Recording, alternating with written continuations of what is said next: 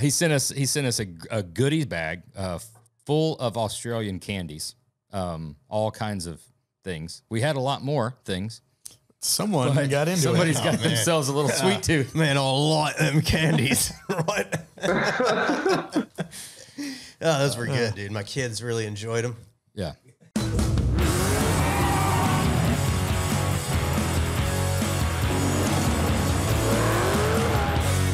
Welcome to Oil and Whiskey, an Ironclad original. I am Josh Henning. I'm Phil Gerber. I'm Jeremy Gerber.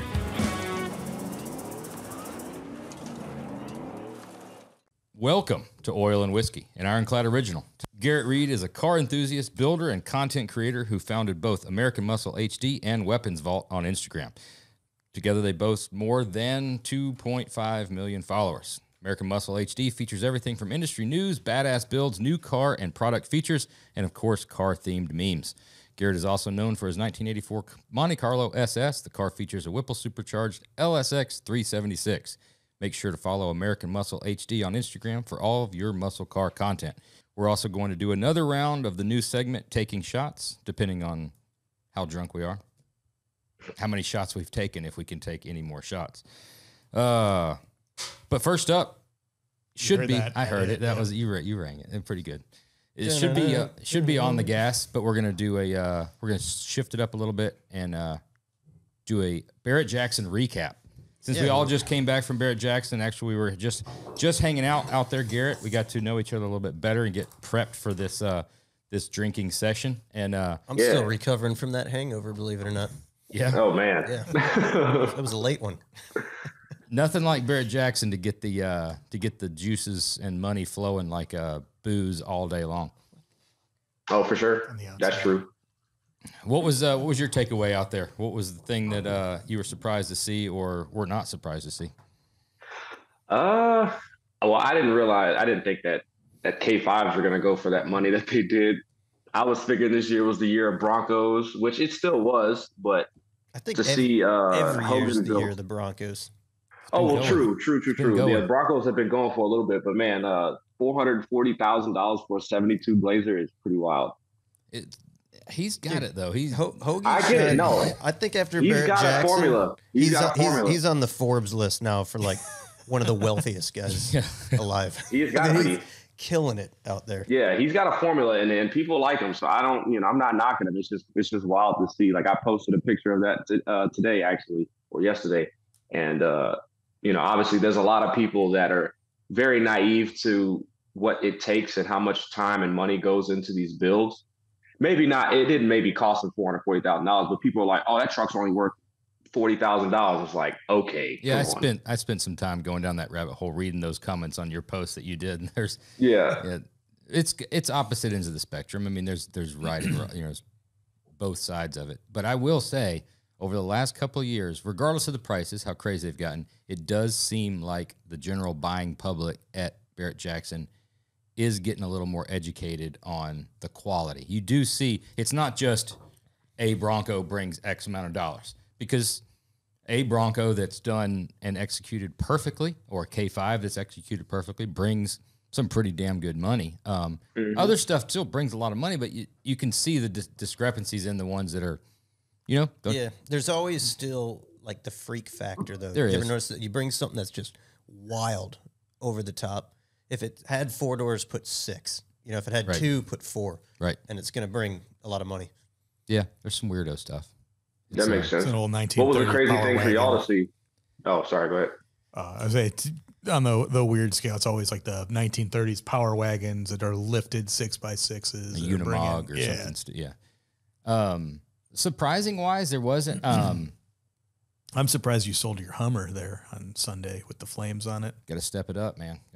How did you do on that? Did you come out on top? I mean, LaValle did the flame, right? They were true flame. Oh, yeah. I mean, you factor in inflation of what I paid him way back in the day to do those true. I mean, probably break even, probably a push. Yeah, I got it.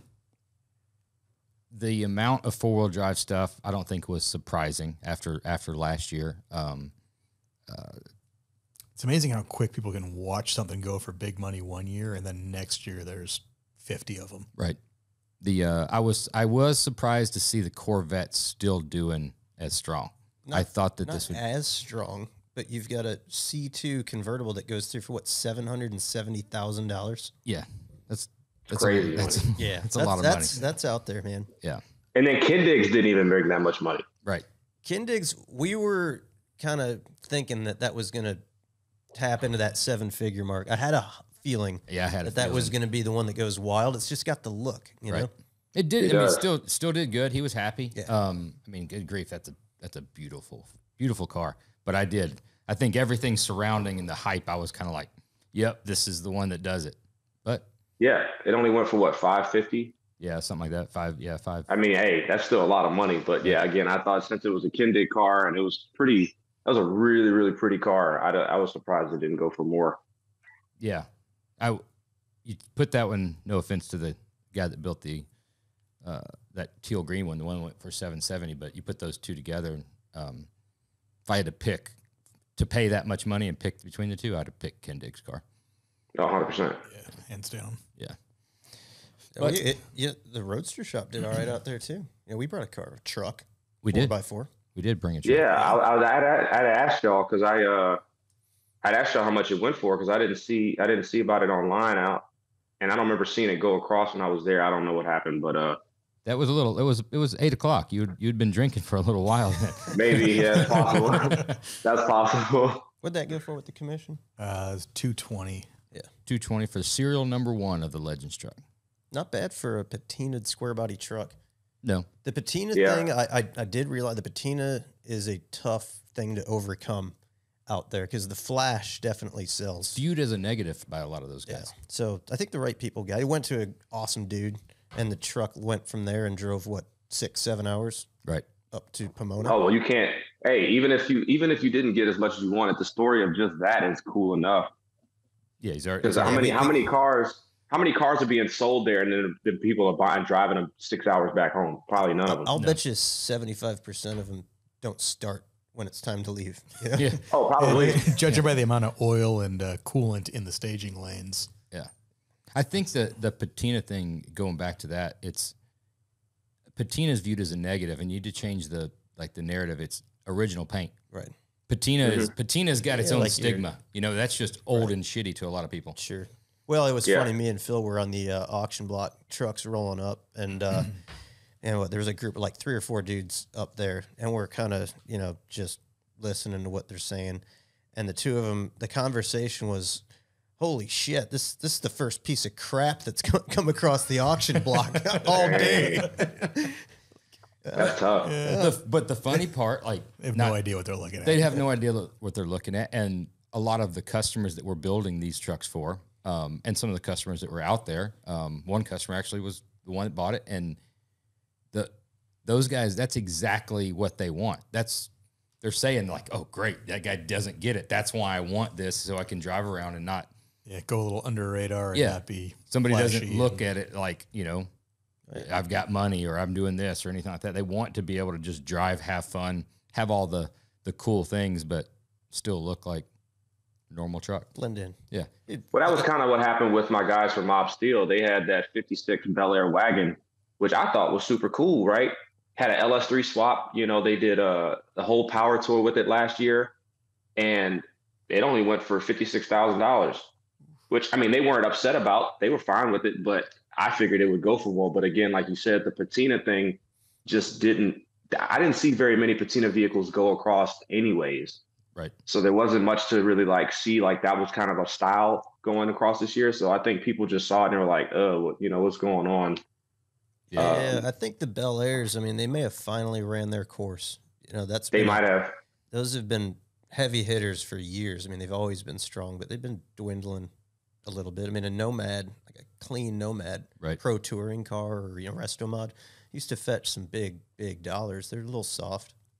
Yeah. I will say, out of all the things that I saw, the biggest winner out there was Barrett Jackson.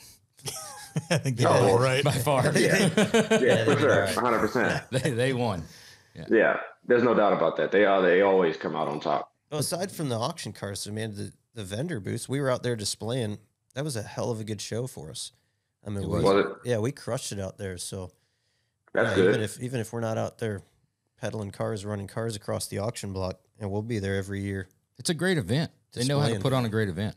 All kinds of different stuff to look at that we don't get to see on a daily basis in the car show world, and Right. a lot different clientele than your average car show as well. Yeah. Oh yeah, I tell people all that. Like I went, obviously my first year was in 2018, right after I graduated college, because I grew up watching the auctions on TV, and right after I graduated, I was like, well, I have nothing else to do. I might as well just go out to the show. And after going that first time, I was like, yeah, this is something I think everybody has to experience. Like even if you're not there to buy a car, just to go and see, like the whole scene of it is just electric, because you can feel like the money that's in the air. You can see it clearly. And then the cool thing is that every vehicle that goes across the block, every person can get up close and view it. Like they're not, like the high and expensive cars that are in the salon, they're not unattainable. You can still go and see them and enjoy them. You don't have to be in the auction tent with everybody else. Yeah, there's no doubt about it, man. The energy is just like, it's contagious in there. You walk in and you can absolutely feel it. It's a cool place to be. Hey, you find yourself being like, didn't plan on buying nothing, but like I kind of just want to buy something just to be a part of it. Yeah, you walk into like the lifestyle area, what they call it, and you just like, you're like looking for something. You want to spend some money. Yeah, you do. I don't know what, but like, I mean, I was ready to buy. I almost bought a fringe leather jacket. Yeah, I was going to say you were trying out one of the jackets. Beat me to it. I gotta have that. So the one you were wearing yesterday, you've had that one then? That's not the one? Yeah, that was last year's purchase. That's an older model. Right, I still got to replace that. Yeah, the other cool thing, the Barrett Jackson Cup that they brought up, was it last year was the first year of it, and then this year, it seemed like it was drawing the biggest heavy hitters in the industry car-wise. Pretty awesome deal, big check that goes with it, and got to give a big shout out to BBT Fab for taking home the first prize there, the cup. Don Hardy, also known as Cruisers. That's what I was going to say. Don Hardy made his world debut as a car builder. Yeah, with the Riviera. Killing it with that Riv. Riviera is cool car. Yeah, that Riviera is gorgeous. Yeah. That color was insane. Yeah. Yeah, and Brian Cruz, big fisherman, showed us some good videos of his last fishing trip. So yeah, he did. Cool to see while we're out there. That was a trout, I believe. Yeah, that was a trout. Okay. I will. It is nice to see the Barrett Jackson Cup coming back around. You know, they had years ago that Cup was out in Reno, and they did some stuff out there. It's good to see that thing coming back to the prominence it once had. So it's cool. I think it's going to be one for the next few years. Absolutely.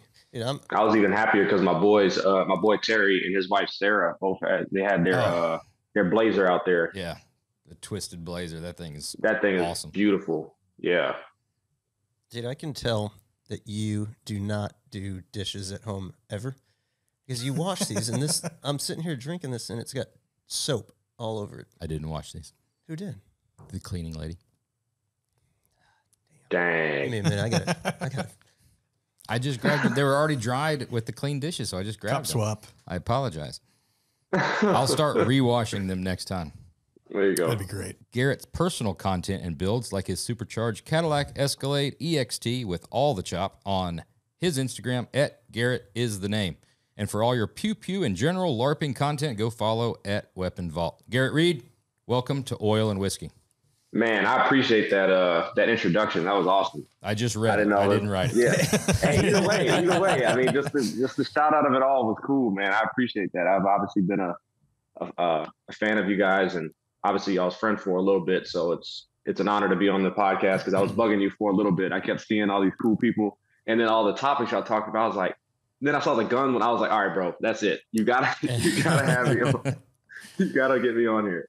Yeah, we've been looking forward to this. We hung out, this last weekend at Scottsdale, and got kind of get loosened up a little bit, and you realize it was going to be should be a pretty good one. Yeah, dude. It was a great, few interests. Great hanging. Yeah, share just a few interests. What do you got? Something to drink? What are you drinking? I do. Some Cavassier cognac. I've been on that kind of. Well, cheers, man. Cheers. Yeah, cheers. Yes, sir. We are drinking, and new for us, this is an Australian whiskey, Starward, twofold.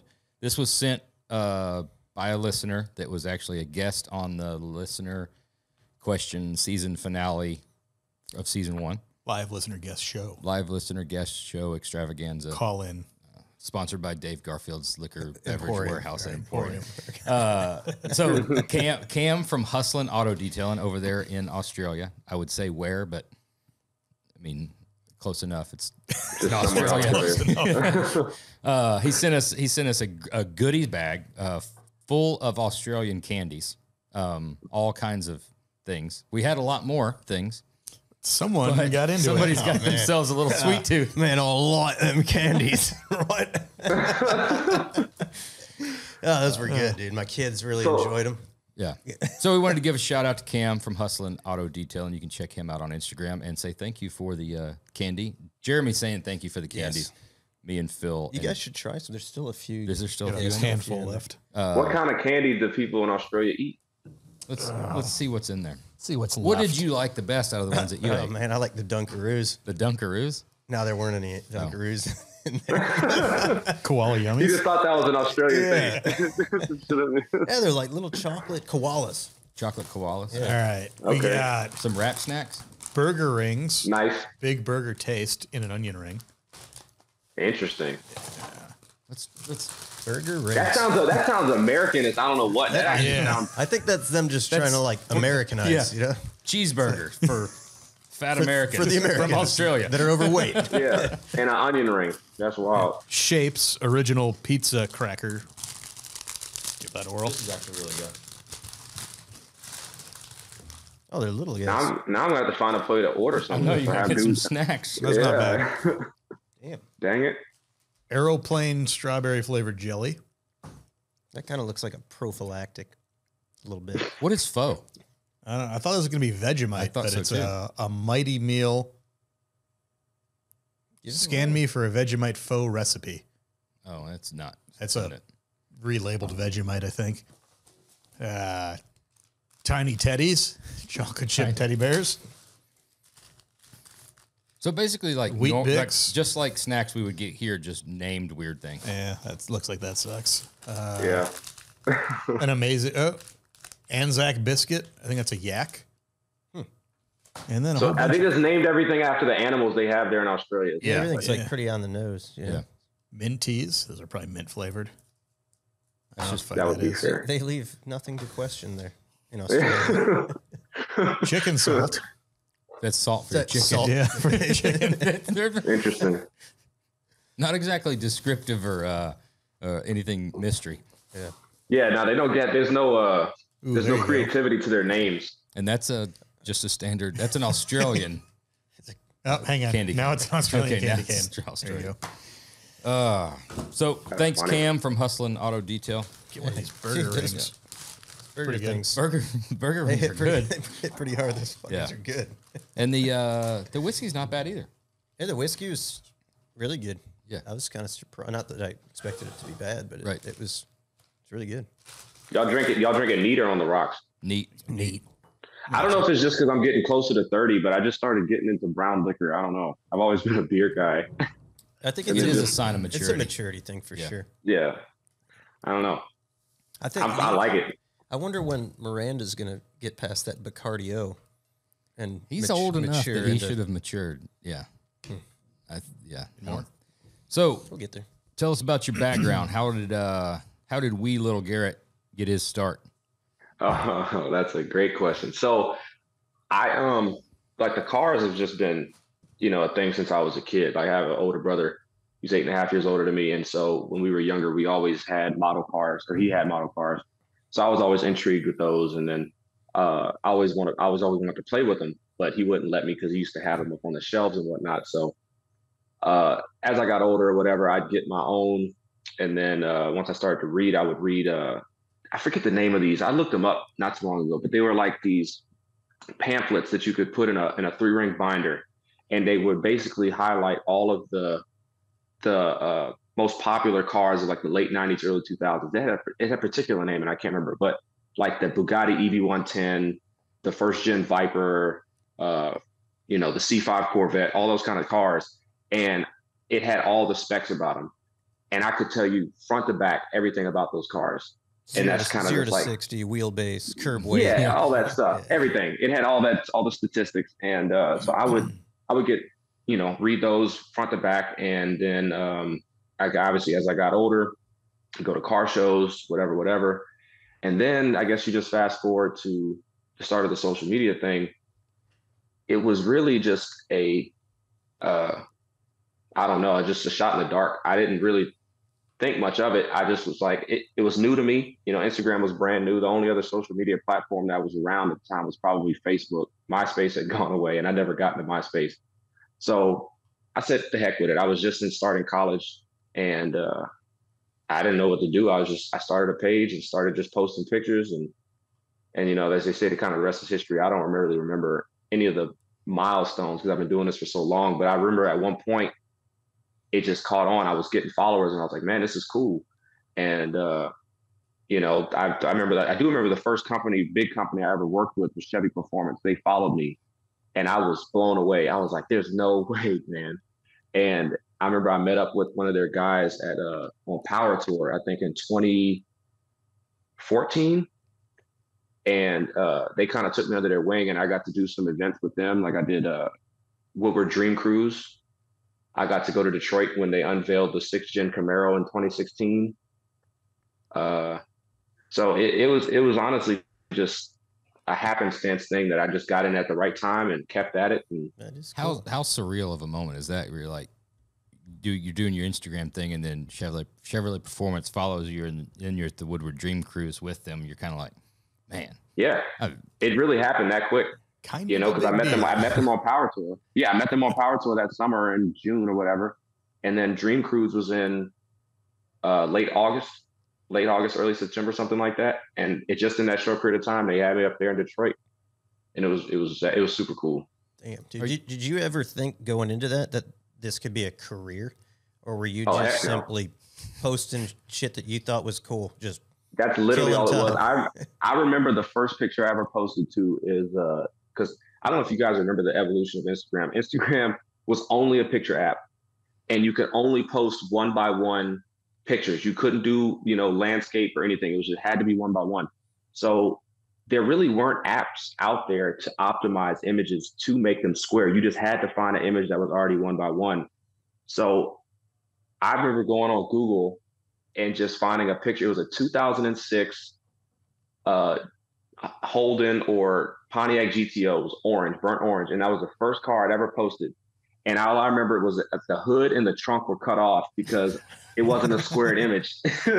And I remember like the first couple of weeks, like most of the pictures were like that because I didn't know how to frame the pictures up. So that was when you're like, hell yeah, I'm going to be a fucking superstar. Exactly. Yeah. I stood back and looked at that. I'm going to be somebody famous in this thing in 10 years from this. No, I didn't know anything. I just, like I said, I had no preconceived plans. I just was doing it just because really what kind of kickstarted me to want to do it was there was a local car show I'd go to on Friday nights, and there was a guy there that had a truck page that he had been doing for about a year, and he had 14,000 followers, and I was like, good grief, that's a lot of followers, and I was like, that's crazy. And so then that kind of gave me some of a motivation to say like, oh well, maybe I could do the same thing but with muscle cars, and so that's what I did. Yeah, dude, 2.2 million followers. I mean, that's like, you're basically like a Kardashian at this point. I mean, that is some serious ass followers. Well, at the early stages like that, I mean, there wasn't really monetization, or I mean, I guess you're not knowing about monetization at that point. I mean, you're working a job, right? When you're doing all this? When I was in college, I worked at a classic car dealership, consignment dealership in Atlanta part-time. Yeah, for about 2 or 3 years of college. Yeah. When does the Instagram thing start paying money? It was actually paying money while I was working, believe it or not. Early on, like the manufacturers and the companies in the industry weren't necessarily paying, but there was companies that were doing like e-commerce and stuff like that were probably peddling. Most of them were peddling things that weren't necessarily related to automotive. Yep. But they were seeing the value in my followership. And so they were paying me to promote their products. And the money was really good back then. Like I didn't realize it until now, but like the money was actually really good for somebody that was in college, running an Instagram page, So having that, and then also having, the income from my part-time job at this dealership, it wasn't too bad. So what level of followers did you have to get to before the first check comes rolling in? Ooh, that's one of those milestone questions. I don't know if I can remember. I would say probably at least like around 50,000, between 50 and 100,000. It was probably when it was probably starting to ramp up, is my guess. That's about where you're at on your OnlyFans page, isn't it, Josh? You're like 55,000, close to that, or Yeah, that's subscription based, so I get that money regardless. You know. Oh yeah, he's getting paid. Silver_Fox. Is that what you're still? Hey, if that's not a thing, it sounds like it needs to be a thing. That sounds too good, bro. I appreciate that. Got to start something out for season 2, don't we? You're selling them feet pics, man.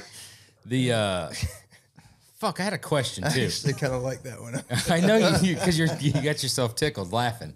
Now, when this goes on, are you studying everything you can about social media and getting with ads and everything about it? I mean, that because it's moving fast back then in those days, and there really wasn't a rule book. Everybody was kind of figuring it out as they went. That's kind of how I was, man. I really didn't put much effort and energy into learning it. I would just go along with the punches. I would figure out what's working at the time. And it really, okay, so this is the thing. Back in the day, it was so easy to gain followers because, again, you got to think it wasn't as saturated as it is now. So there wasn't many people like me doing what I was doing. So if people wanted to follow a car page, I was one of only a few, right? So that was easy. And then there also just wasn't like an abundance of like followers in general, just people on the app. So anybody that wanted to follow anything cool, I was kind of at the forefront, which was easy.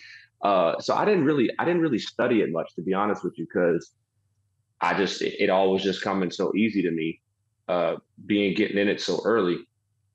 And that's kind of how I've been really the whole entire time, because unless you work for Facebook, nobody knows how any of this stuff works, especially nowadays. They update stuff so often and they change the algorithm so much. You kind of just have to stick with what you've been doing for so long, and you can tweak it here and there to try to figure out what works if things aren't working the same as they have been. But at the end of the day, at least for me, because I've been doing this for so long and my page is kind of established, I just keep doing me. I don't even pay attention to much anymore, You can't, because then you get annoyed when it doesn't work right. Chasing your tail. Yeah, I feel like everyone's got like an insider track on what they think needs to be done. And if you ask 20 people, you're going to get 20 different answers. Right. And it's kind of like nobody really seems to know what's going on. So just do you. It seems. And then nobody actually works at Facebook because you can't call nobody. It's just an AI or a computer. So it's just like, you might as well just do what you want to do. Did you have, in the early days of, especially like reposting other shops and looking at other stuff, did you have any type of thought process of like, well, this is a great picture, I know people like Fords or like people Chevrolets, I'm going to repost this? Or is it just strictly come across a shop, they're building something, you're like, that's badass, repost, I'm going to do that, give them a tag? Yeah, I think that's really what it was. It was because obviously I can't tell exactly, especially in the early stages, what people wanted to see. So I would just go based off what I liked. So I would find these shops like you guys or whoever else, and I would see what you're building. And if it was cool, if it was a cool car, I reposted it. But what I did learn early on, when pictures were obviously still like the forefront of content, if it was an all black car, it did triple what any other color car would do. So if you get like a all black 57 Bel Air, or you get an all black, 54 Chevy 3100 that's lowered on some wheels, or a 59 Caddy, anything all black, it would do immensely better than anything else. I don't know why. People just like all black stuff, but that was a thing for a while. It was a weird little time. It was like, if you wanted a lot of likes on a picture, you posted all black car.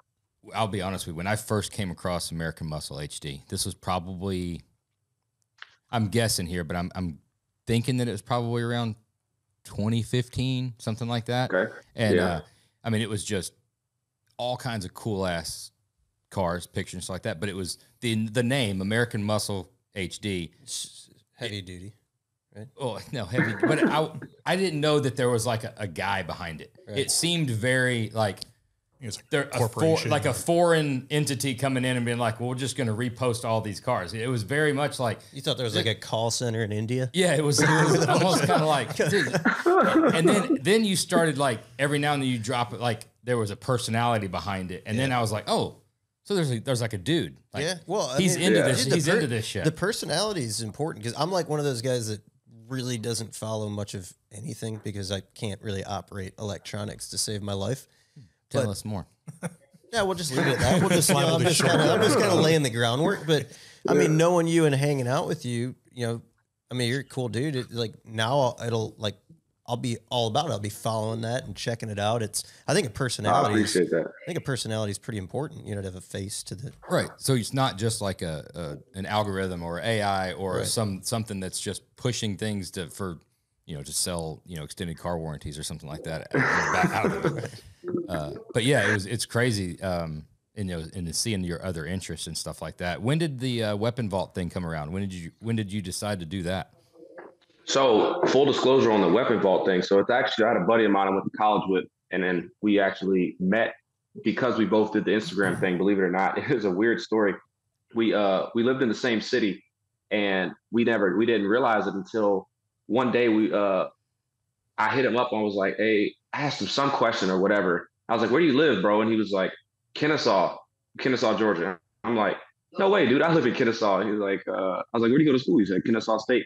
Lo and behold, we were in the same class in college, and we didn't realize it. But anyways, the weapons page is actually his. And then about 3 years ago, he wasn't. I was on it and looking at it, and I realized he hadn't been posting on it for like 6 months. And I asked him. I was like, bro, what are you doing with the page? Like, you know, I feel like I could, you know, benefit and do something with this. And he was like, all right. So he let me run it. And he said, anything I get from it and do from it is on me.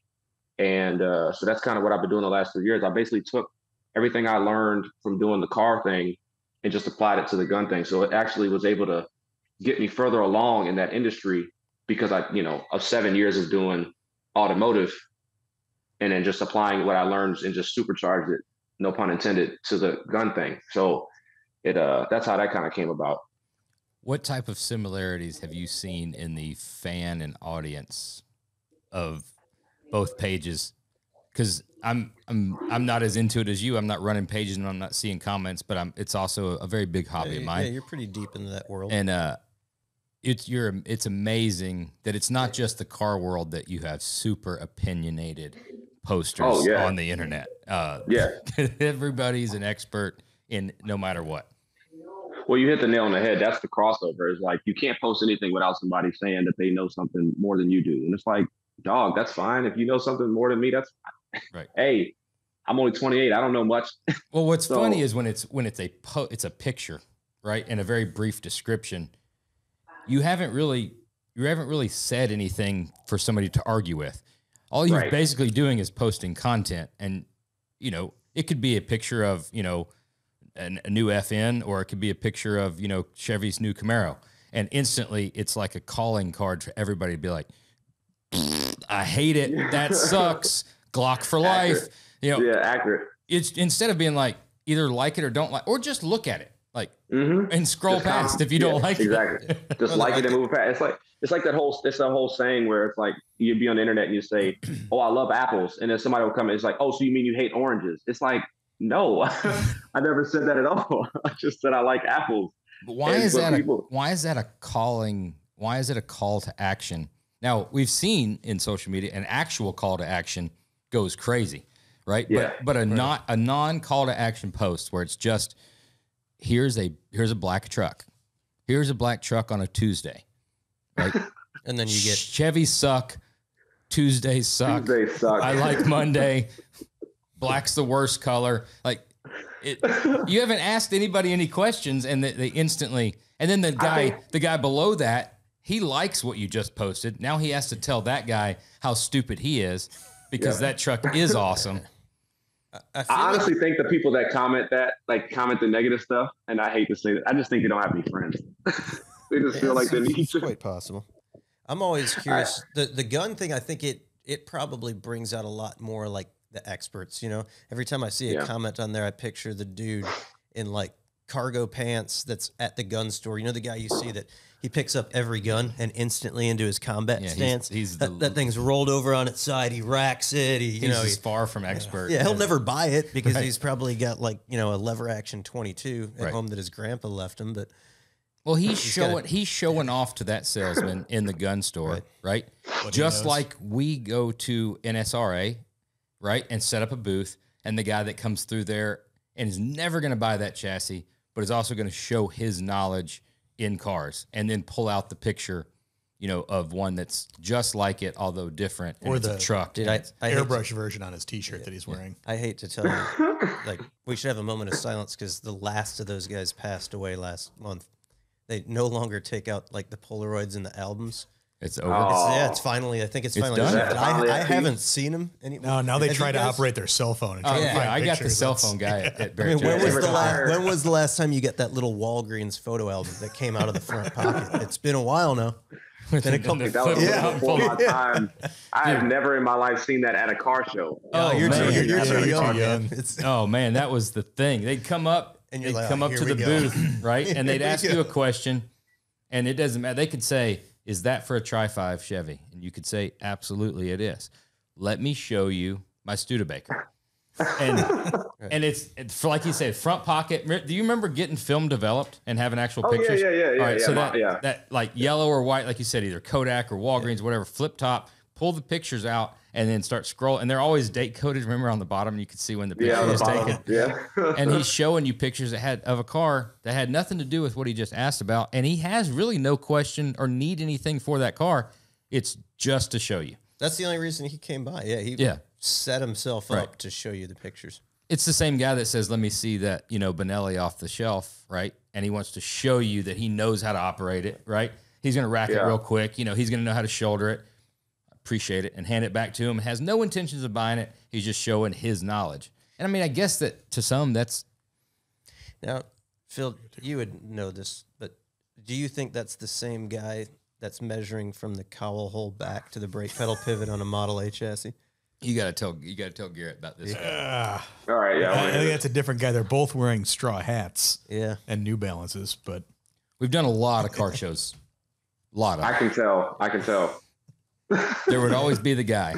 We get guys who'd come in with a tape measure, no pencil, no piece of paper, and take 7 or 8 different measurements and just hold the tape measure up. And as soon as they get there, all right, pull it up, go measure something else. And they're going to design an entire suspension based around a bunch of quick measurements that they did not write down. No, didn't write it down, didn't do anything. I'm telling you, it was just measuring it. Now that the street rod days have kind of come and gone, I mean, at least for us, we didn't do a lot of those chassis. We don't see it as much because it was, I'm telling you, there's something about that brake pedal pivot location. Yeah. Yeah, that and 4-bar lengths. Yeah. You never know. The guy could have been a savant. He could have just had like a really photographic memory. You never know. If I have the pen and paper and tape measure there, I can't remember from when I measured it to write it down. Yeah, me either, man. Me either. What's it like at the SHOT Show? I know you're just out there. Is Dude, that we should go to that. We should definitely. Yes, go to we're gonna go one year. I agree. Y'all should go. It's honestly it's overkill. It's just like SEMA for the like if you've never been. I went once before this year. So coming in this year, I knew kind of where I wanted to go, what booths I wanted to go to. But when you first go, it's a overabundance of like just stuff. And it's just like you never thought there'd be that many companies that could develop an AR. You know what I'm saying? It's like, good grief. I don't, how is your AR any different than this guy's AR? Unless you're like a major company. Right. It's kind of crazy. But the cool thing about SHOT Show is that you do end up finding a lot of those companies, like those smaller companies that make a really cool, like specific product. You're like, man, that's actually really neat. But the problem is that you have to actually go out and search those guys because like upstairs of the main lobby or the main floor is all of the big wigs, all the big, honchos. So they're all the stuff that you normally see. You have to go down to the lower level, the basement, to the little small booths. And that's when you see all the kind of intuitive and innovative things that you never thought you'd ever see or need. You may still not need it, but you'd be like, oh, that's cool. The guys that haven't got the government contract yet. Those are the ones with the serial numbers filed off and the hockey tape on different basement. Different basement. What is the aura and the SEMA, you've been doing it for a long time. You know that once you kind of start learning everybody and it's a different story. But initially there's a lot of ego. There's a lot of testosterone. There's a lot of my car's better, my company's better, we're better. I didn't see what you built, but I guarantee it's shit. Like that instant kind of thing. I think we've come a long way over the past. I agree. 8-9 years. Yeah, I think there was a lot of that. You curious if the gun industry is the same if the kind shot of vibe? show's the same thing. I mean, I don't know. I mean, I think there's a lot of inclusiveness. I think a lot of the people at the big brands are actually friends with one another. It's like you guys at the shops, right? The guys that own the shops, you all know each other. You know, you got, Goolsby and Ring Brothers and, whoever, Kendig, you guys all know each other. So, I mean, yeah, it's competition, but there's friendship in there too. And I think that's how it is with a lot of the big companies because they've been around for so long. You got guys that have been at Glock or you guys that have been at FN and Springfield and Walther that have been there for so long that they've come together at these shows so many years, they can't help but be friends. I think you see more of, and this is the thing that's so funny. I don't know if you guys are going to have a question about this, about content creators, but you see more of the drama between content creators than you do the manufacturers, right? That's where you see like kind of the headbutting and whatnot. But other than that, I think it's pretty chill at SHOT Show. So you've got a butting of the heads between content creators at the SHOT Show in the gun industry. Really?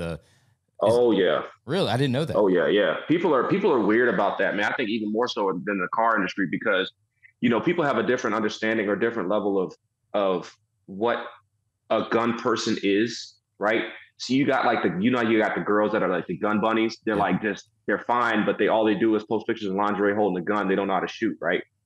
Then you got girls like Lena Milicic, who's daughter of Jerry Milicic. Badass.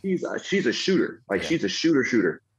So you got the differentiation there. So where people don't take these gun bunnies seriously, they're just there as a pretty face and whatever the case may be.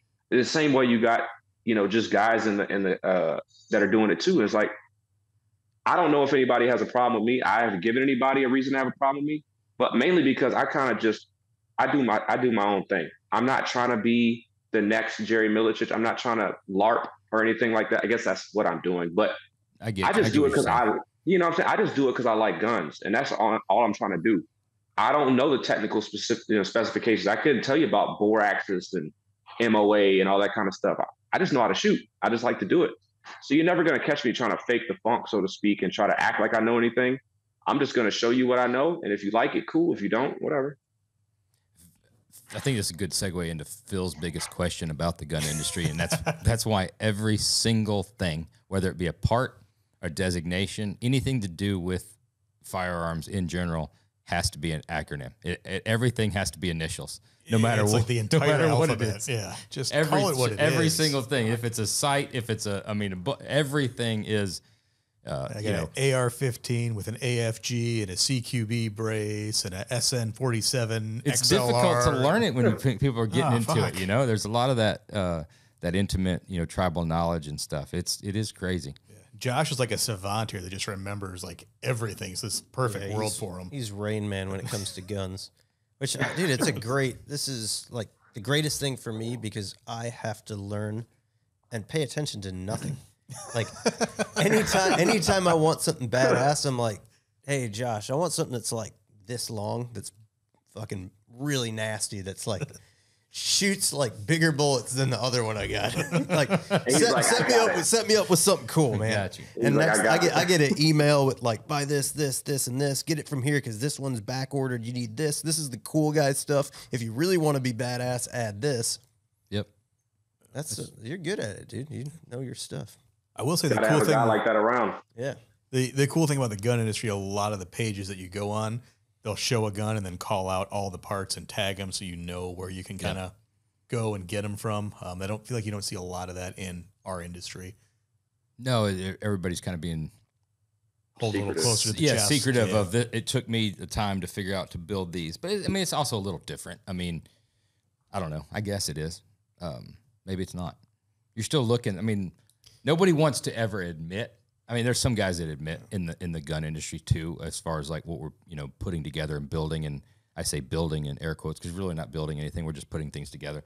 But the look is super fucking important because none of us are utilizing these really, unless we're professionals, are utilizing these to their fullest intent or what they were designed for or anything like that. But we see some things and we want it to look that way.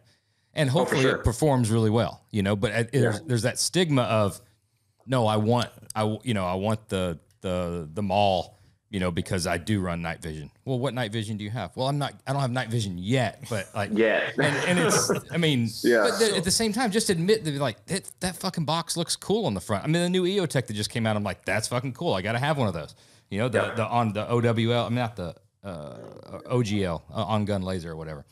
So I got to ask you a question then. Like, I'm not going to name names, and you're going to push me to name names. You're going to be like, okay, so like, who are you talking about? But in the car world, like, I can envision, let's say you've got a 69 Camaro. I can see outfitting it with many things that I would look at and be like, yeah, I'm not like really a fan of that car at all. Yep. And it might be perceived like not the coolest if it was at a car show.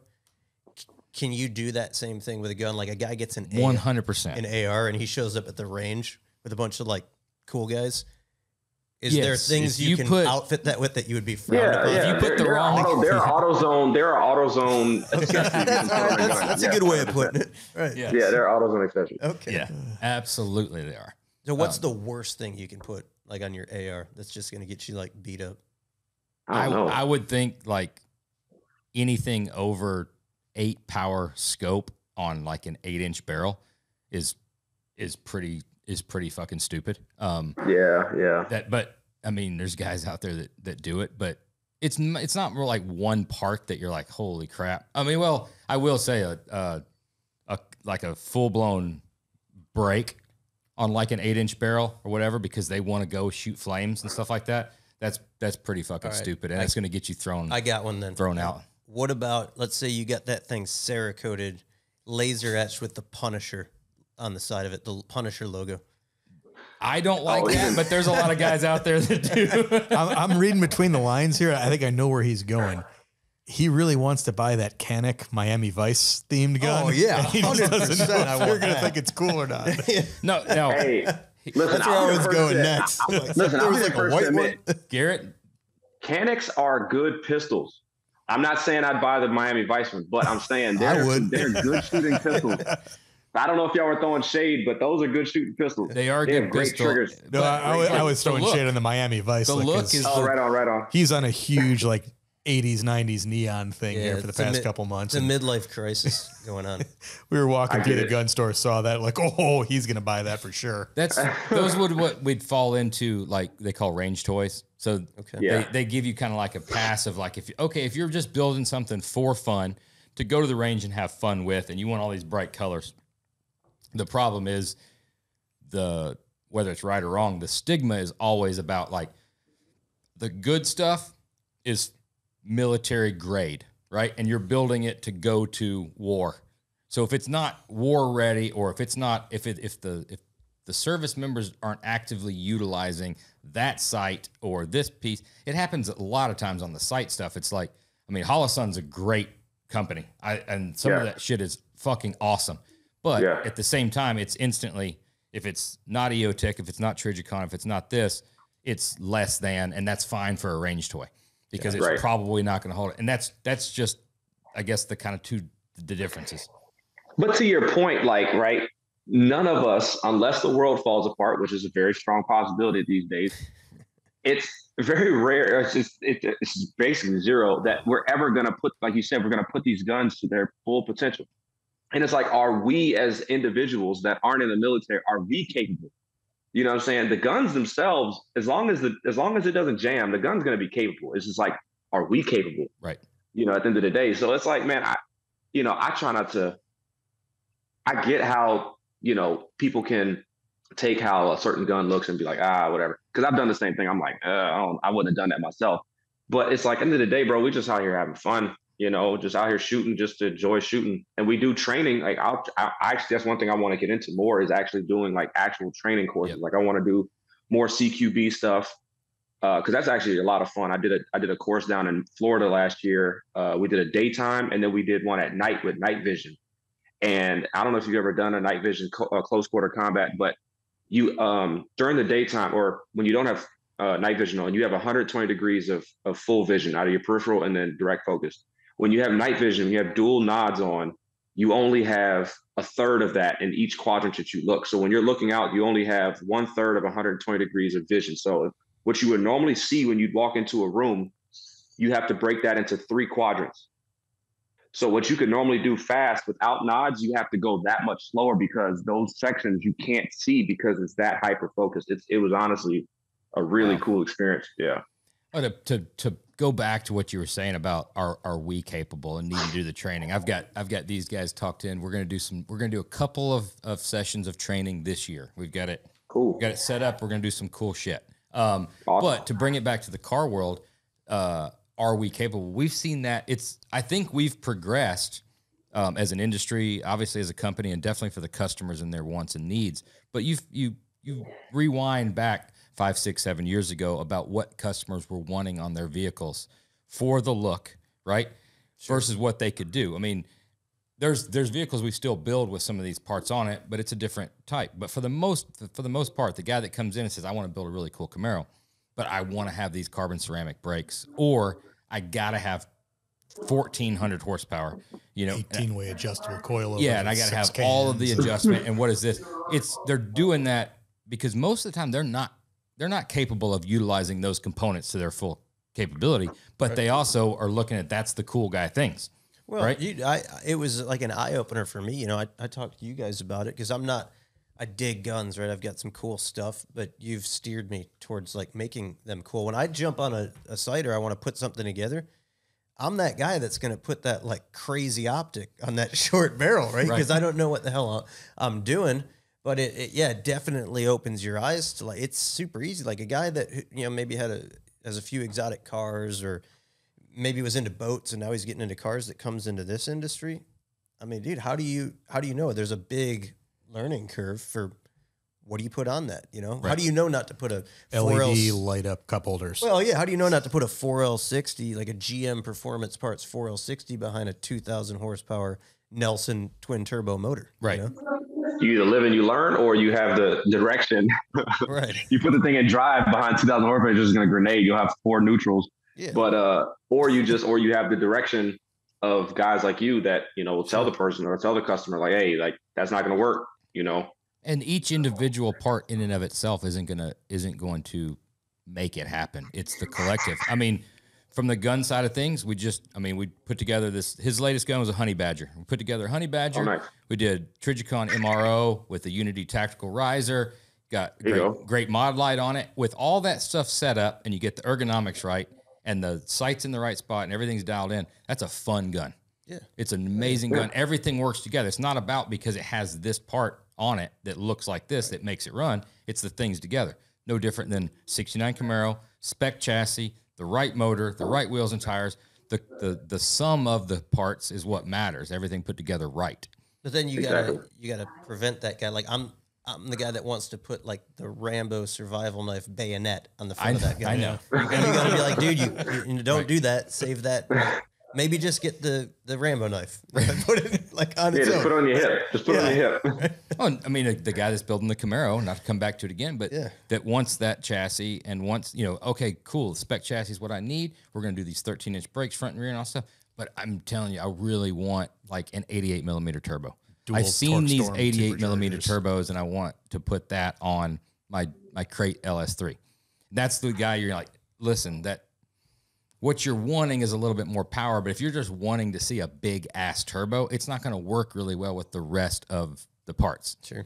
Mm-hmm. It's interesting, the crossover, if you start, I never even thought about it before until we start talking about it. It really helps you get a better understanding of like your own product line and our industry when you reference it to something that you don't know a lot about. When you put yourself as a consumer in something that you have very limited knowledge about, and you're constantly trying to consume information and learn more about it, it does make you look at your product, like you said, and how are we giving this information, to the customer, and as what are their questions? We take for granted so much stuff. Yeah, when you know about a particular thing, for sure. Yeah, well, let's bring this full circle. How do you apply that to Instagram, social media? When you're posting stuff, are you conscious of like, I'm going to put stuff out there that everybody's into? Or are you just specific, like, I want the highest end pro touring cars, professionally built stuff? Or are you you pander into these guys, cater into these guys, just dropping little tidbits that everybody's gonna like? That's a great question. So at one point in time, well, it's okay. So one thing that I tried to do the best with my content is I just wanted it to be the highest quality. Like I just wanted the highest quality images, the highest quality videos. And that was what I focused on because I just wanted it to present that way. It's the same way with how you guys build your cars, right? You want to present the highest quality, right? So it didn't necessarily matter if it was a pro touring, like a high-end pro touring car, so long as it was high quality images. So there was a time where I was taking like user submission photos, but it's like, and I would be clear about it. Like I'd be pretty, I would put capital letters. I mean, like I need good quality pictures or videos. And people would still send me pictures from like a Motorola phone from 2003. I'm like, dog. Dude, you got to tell Mike Ring not to do that, right? Man, he doesn't even do that. Yeah, he doesn't have a phone on, or he doesn't have a camera on his phone. He would put a picture from one of those Polaroids and he'd wrap it around a carrot pigeon and he'd send it to you that way. That's dead on. That's how you get a picture from him, man. I tell you what, it's funny. I say that like I've known the man for a long time. I actually just met him at SEMA this past year, but he seems like a nice enough guy. I can joke with him that. But that's cool. I think he uses his phone as a sanding block. Yeah, on the backside of it. Yeah, that inner cove on the Camaro fenders. You know, he's probably got one of those Nokia bricks that you can't blow up. Like it's them and cockroaches that are gonna survive. You know the apocalypse. You know what I'm saying? I used to rock the hell out of a Nokia. Yeah. I had one too. That was my first phone. It was a pay-as-you-go phone. My mom put minutes on it, and all I had to do was call her when I got home from school. That's all it was.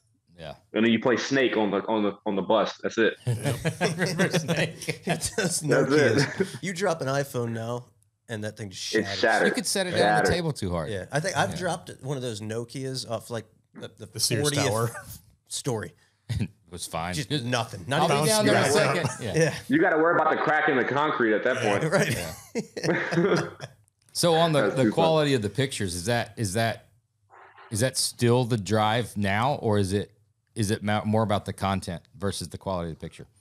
Oh, I still try to well, the problem is now is Instagram's changed so much that they don't even promote, like they don't push and highlight pictures anymore. I don't know if you've paid much attention. It's mostly video content. They're trying to combat with TikTok, right? So it's the short form, 30-second to minute 30-second long videos that is really what is, grabbing the attention of people. So a lot of times, if you go back and look at my account now, it's not a lot of, picture content of vehicles. It'll usually be memes or it'll be video content. And I hate that because, I know a lot of professional photographers, or I take pride in my photography, the little bit that I do, to where it's not even, given enough credit anymore, at least not on Instagram, because that's not what they're pushing. So do the picture as a reel like everybody's doing. Exactly. But going back to the quality thing, it's the same thing with videos. I don't want a video that's all pixelated. I want something that's clear. It's no excuse anymore these days, that a video can't be good quality because these phones are just as good as a $10,000 camera. Yep. You shoot 4K on a cell phone. It's crazy. So, there's no excuse for it anymore. Yeah, I'm 4K and HD only. I'm not fucking with any VHS anymore. No RCA, no more RCAs, no more RCA cables. Yeah. That's funny. I see what you did there.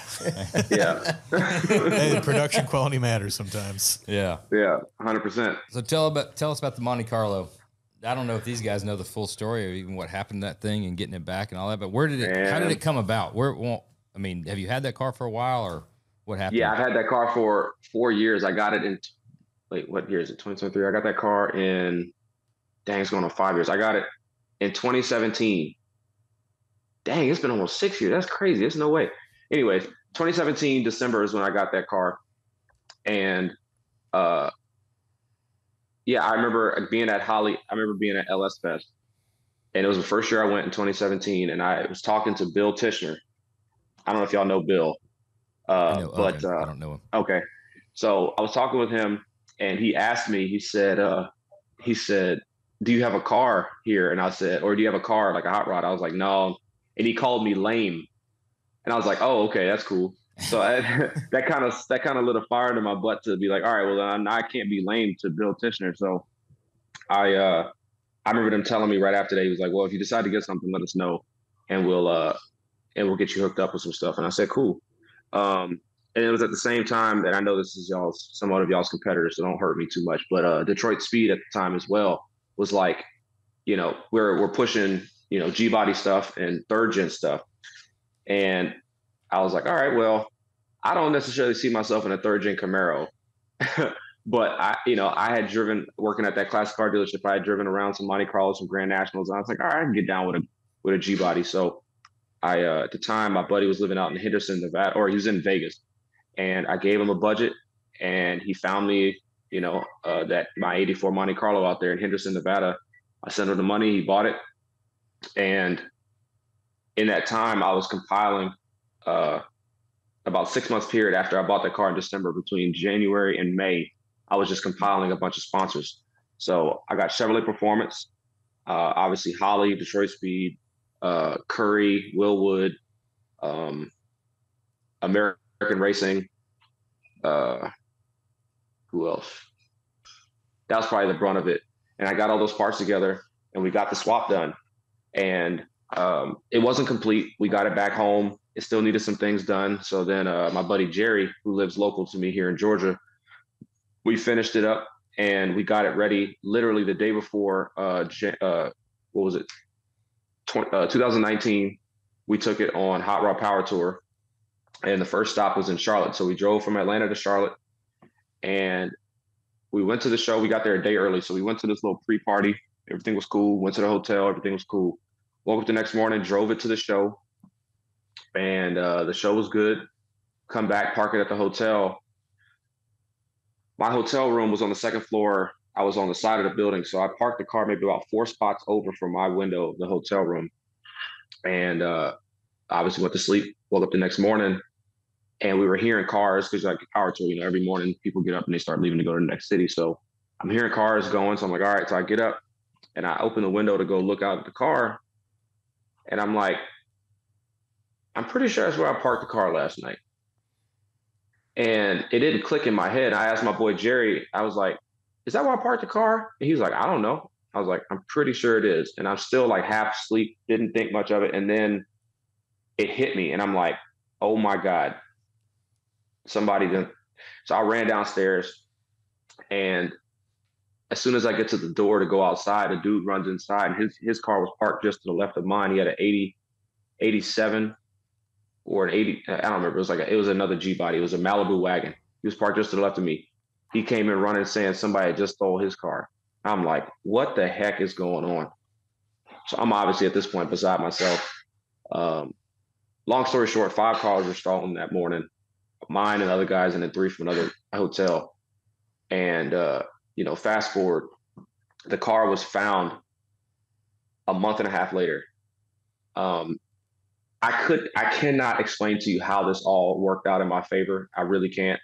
The fact that that car was more or less unharmed and fully intact is beyond me. Like, I don't think that the people that took my car did it like targeting me, because the other 4 people had no correlation to me. I just feel like it was just like an 80s and 90s GM grab, because all the cars, that's what all the cars were. And they're easy cars to steal after I learned about that. And, the fact that I got my car back now, the one thing that I will say I was super humbled about was that how much the car industry rallied around me. A lot of people that even at the time didn't even know who I was, but they sympathized with me in the time and in the situation. And everybody and their mother reposted, the fact that the car was stolen, and when people were looking out for it that day. While I was still in Charlotte, I had people reach out to me saying that they would, let me ride with them the rest of the way of the power tour. One of my friends offered to get me a rental car to drive the rest of the power tour. Another company actually offered me one of their cars, like to have as another car to build. Wow. It was honestly one of the most humbling experiences because again, at that point, I still didn't think that I was somebody that people were paying attention to in the industry. And to see all of that come together or people rallying around me and like trying to help me out was just one of the most humbling experiences.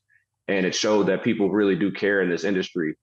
And, you know, and again, but it did end up working out for me. I ended up getting the car back, and that's why that car has such a place in my heart, and I can't get rid of it now, because, you know, when does that ever happen for people to get back a car that was stolen? And I mean, we just got done talking out there at Barrett. I mean, you said that one of the things that you've checked pretty much all the boxes on that car, but there's one thing that you haven't checked, and that's a chassis. That's full chassis.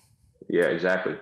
I think that's one thing that'll set that car apart, because one, I know that you guys had just offered the G-body chassis in the last year and a half or so, year and a half.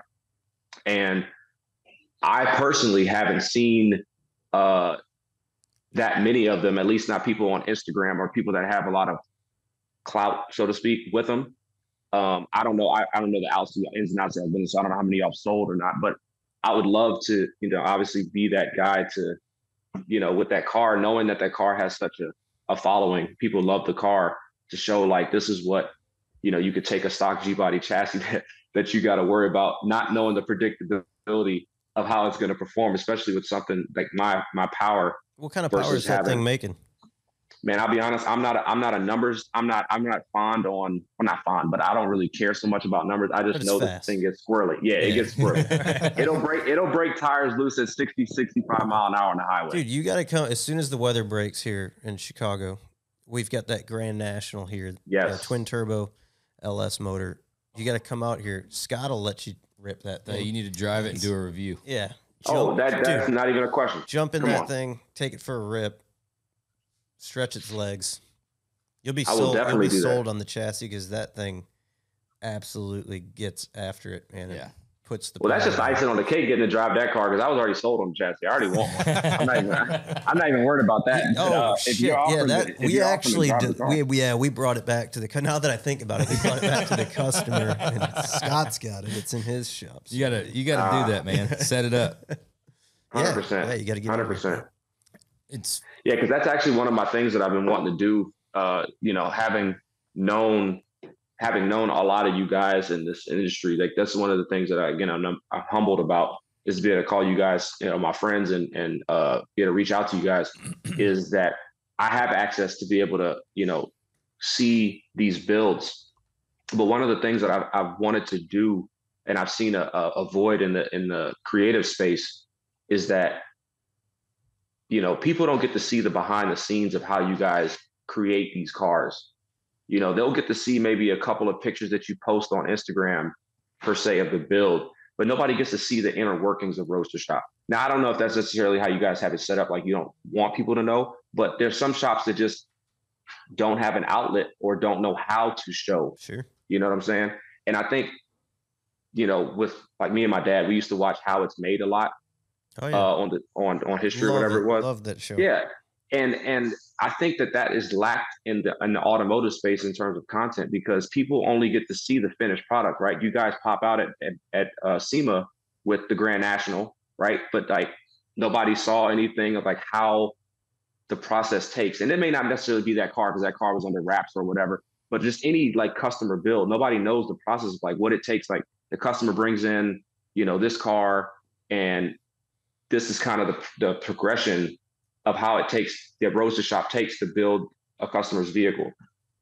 You know what I'm saying? And it's like that with a lot of shops, you, Speedcore, Ring Brothers, sure, whoever. So do you think that's something you would be interested in doing? I mean, expanding what I would love to do that. Because I mean, there's some guys out there like, you know, Autotopia does a great job of, you know, reviewing cars, but he gets them when they're finished. Right. You know, right, exactly. He's just showing you what the car can do.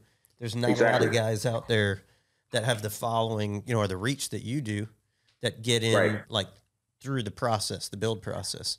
Because it's the how it's. I mean, dude, if you could get the How It's Made commentator, dude, too. That's what I was thinking the whole time. I mean, it's like here the technician welds the component. Yes. Every time I watch it, it reminds me of like one of those 80s, you know, grammar school videos when they rolled the big TV in.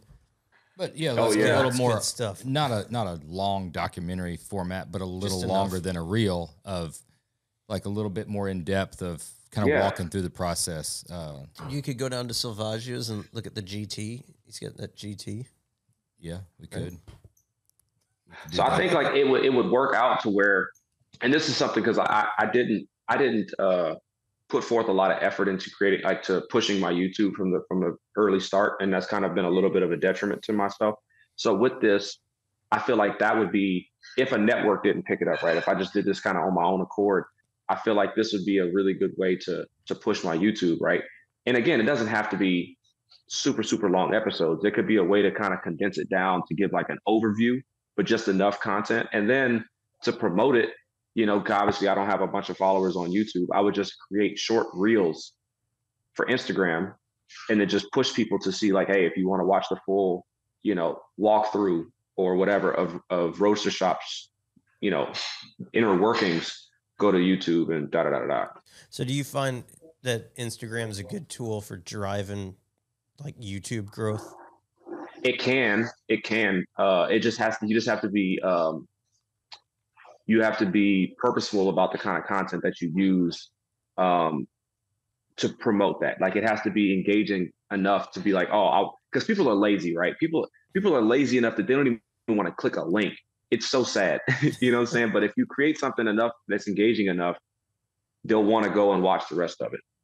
I love every time we'll try to post something as a teaser to steer people to YouTube. And like the first line is, see the full video on YouTube. First 27 comments. Where can I see more? Loved it. Want to see the whole video. Where can I find the whole video? Do you have a whole video on this? I like it when we do the chassis ads where it's a picture of the chassis and then you swipe right and it's like the details and the price. And then you put that on there. How much? Like, yeah. Where can I find more info? This little swipe motion, it's not that difficult. I mean, you could be massively out of shape. Yeah. And this right here is still doable. Right? It's sad. It's honestly sad. I see that all the time. Like, you can't make something simple enough and people will still find a way to be like, I'm like, right, whatever. That's why they gave us the opposable thumb. You know, yeah, for the swipe. Yeah. Yeah, probably. Do you think there's a market at all for more instructional, informational videos or reviews? Like the gun world, I feel like if you're going to buy a new gun, a new optic, a new flashlight, there are 5 million people who have already reviewed it. In the car industry, there's nothing like that. Like so there's Autotopia that's reviewed completed cars. Right. There's only a handful of people that have. He's not really hitting a product. Right. He's just like reviewing. But I've also never seen him trash something either. That's the only thing. He's got great videos, but he's never been like, piece of this shit. Thing right here sucks. Like, I think the reason he doesn't do that is because all those cars there are his customers. Because he's a storage house. Right. So I don't know if it would go over well. It wouldn't go over well. That's the difficult part about reviews in our industry is like you need to have somebody that's honest, an objective review. Right. Yeah. I know it's hard too with like the stuff that we build or trying to review a new LS motor. I mean, it's not something you can just take out of the box and take a look at it, do a review on. You have to build a car, which is a year process that, you know, if you're doing it quick. But yeah, I just feel like there's nothing in our industry that really touches any product reviews, any in-depth reviews, unless the company themselves is putting it out. Right.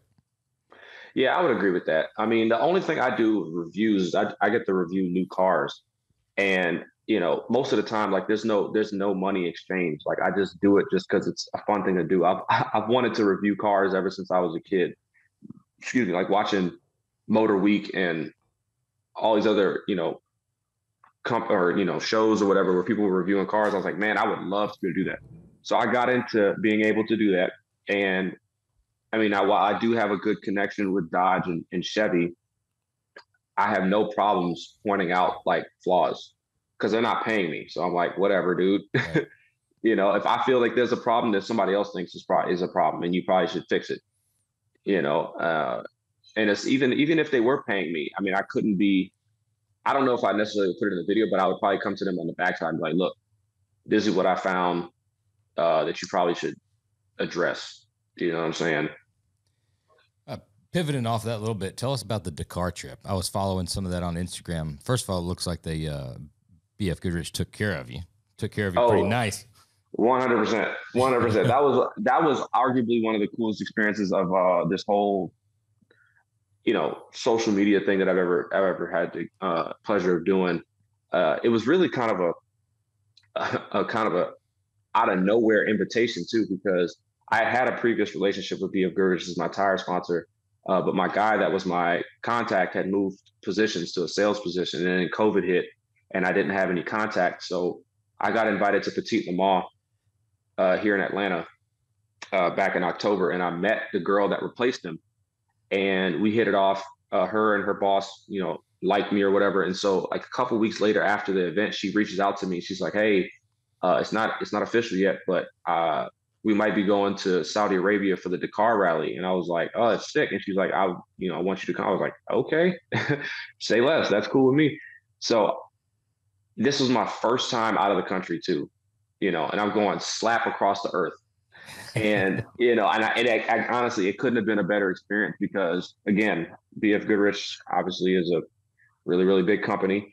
And they really did take care of me. It was, business class on Qatar Airways and, staying at a pretty nice, 2 hotels or whatever while we were over there. It was one of the coolest experiences. And I don't know if you've, there was a video game I used to play when I was younger on PlayStation 3. It was called Motor Storm.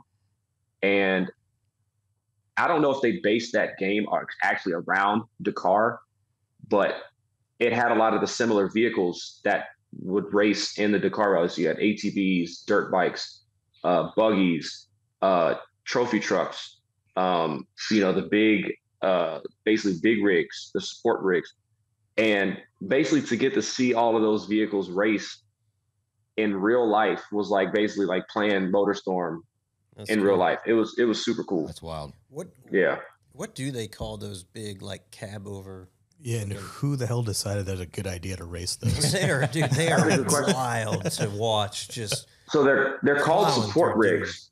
They're called support rigs, and they actually are there to help the teams. They have teams that are racing too, and they have spare parts on board. This is based on the knowledge that I was given. Don't hold me to it. But not very many of them are registered as like competitors per se. They're just there for the fun of it.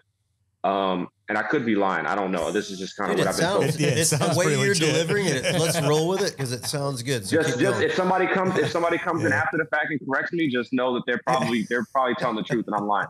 But so they're there to support their race teams. Then like the individual teams said they're going to race each other and keep building bigger and better trucks to race each other aside from the race. Yeah, dude. Like I don't know, but like I don't know what they're there for, but they're cool. They're the best thing ever. If there was nothing else racing, they're the coolest thing ever because those things weigh 20 to 25,000 pounds. They're on 40 plus inch Michelin tires. They're carrying 2 or 3 spare, wheels and tires. They have probably, I don't know, a few hundred gallons of fuel in them. They're all diesels, and they're mobbing through the desert at 88, almost 90 miles an hour at top speed. Damn, 88. I thought they were going to like warp into the future. Yeah, done. Yeah, like 80 to 90 miles an hour. They're mobbing through the desert, and it's like that is in a vehicle that big is nuts. That's fast too in the desert. Yeah, it is fast. Cranking. They could come past you at 20 miles an hour, and it seems like they're moving at the speed of sound because they're that big. And I had one almost hit me, which was cool. Yeah. I was standing so what was really one of the craziest parts of it, we were on the east coast of Saudi, and on the east side is the Arabian Gulf. So like you'd come from the main road and you'd go through the desert probably for about a mile or 2 miles, and then you'd be at the Arabian Gulf. And so all the cars are coming literally right along the sea. They'd probably be only like 10 yards off the water. And so we're standing, a little bit further in, and this truck's coming at us, and it was early in the morning. So the water had washed up and it kind of, made the sand real muddy. So he's coming at us, and there was a turn right where we were, and he comes at us, and there's still mud. So he's sliding right at us. And there was some berms of sand right there in front of us. And if that rear tire didn't hit that berm, he would have hit me. But I was like, I got to get the video. I was committed. Oh, I was damn. committed, In it and to thankfully he hit the berm. Yeah, and it would have been an interesting way of going out, but it was a cool video. It was a cool video. So you said you do a lot of new car reviews. Have you reviewed the new Escalade V? And how does that run against your Escalade? So cool story about that. Well, actually, I kind of had to beat some doors down at GM to get that vehicle because I didn't get invited to the media drive, and I was a little salty about that. Given that I'm probably one of two people on social media that like have built Escalades before the Escalade V even came out. So people that I'm one of those two people that people would come to for the content about an Escalade V. At least I thought, right? So I didn't go to the media drive, and I was in Detroit last summer for Roadkill and Dream Cruise. And I reached out to the lady that runs the V program for Cadillac, and I'm like, hey, I'm in Detroit. Is there any way you guys have a V that I can review while I'm here? And she was giving me a run around. And eventually, like right before the week was over, she was like, hey, we have one here in the city. We can get you. So they literally went and picked one up from the Milford Proving Grounds in Detroit and brought it to me. It only had like 1,000 miles on it. And it was the ESV, and it was fully loaded, had the Super Cruise and everything. And that vehicle, I was the first person to have one as a media vehicle, like in the wild on the public streets, aside from the people that were on the media drive. So like, when you're on the media drive, it's like a controlled environment. Everybody pretty much has the same content, same route and whatnot. I was out in the wild in Detroit, just all over the streets, just mobbing this thing. And so my content for it went crazy because nobody had seen one on the streets before I drove it, which was really cool. And that thing was a blast. Like, it's honestly one of the coolest modern vehicles that's come out in the last 5-7 years. Damn. Line that up against your Escalade. Who's winning? With the stock trans in mine. What's the trans? Is that an 8L or a 10L? 8 neutrals or 10 neutrals in yours? The new ones are 10 speeds. Mine's a 6L80. Oh boy. Yeah, 6L80, and it's all-wheel drive. Borrowed time, my man. Yeah. I'm on very borrowed time. So if y'all know anybody that builds 6L80s, please throw them my way. But if I took all the torque management out and just get like a one and done one hero run.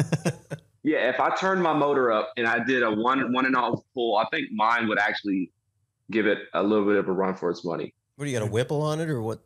Yeah, mine's a 408 stroker with a 2.3 Whipple. Okay. And a cam and head work. It's got AFR heads, comp cam.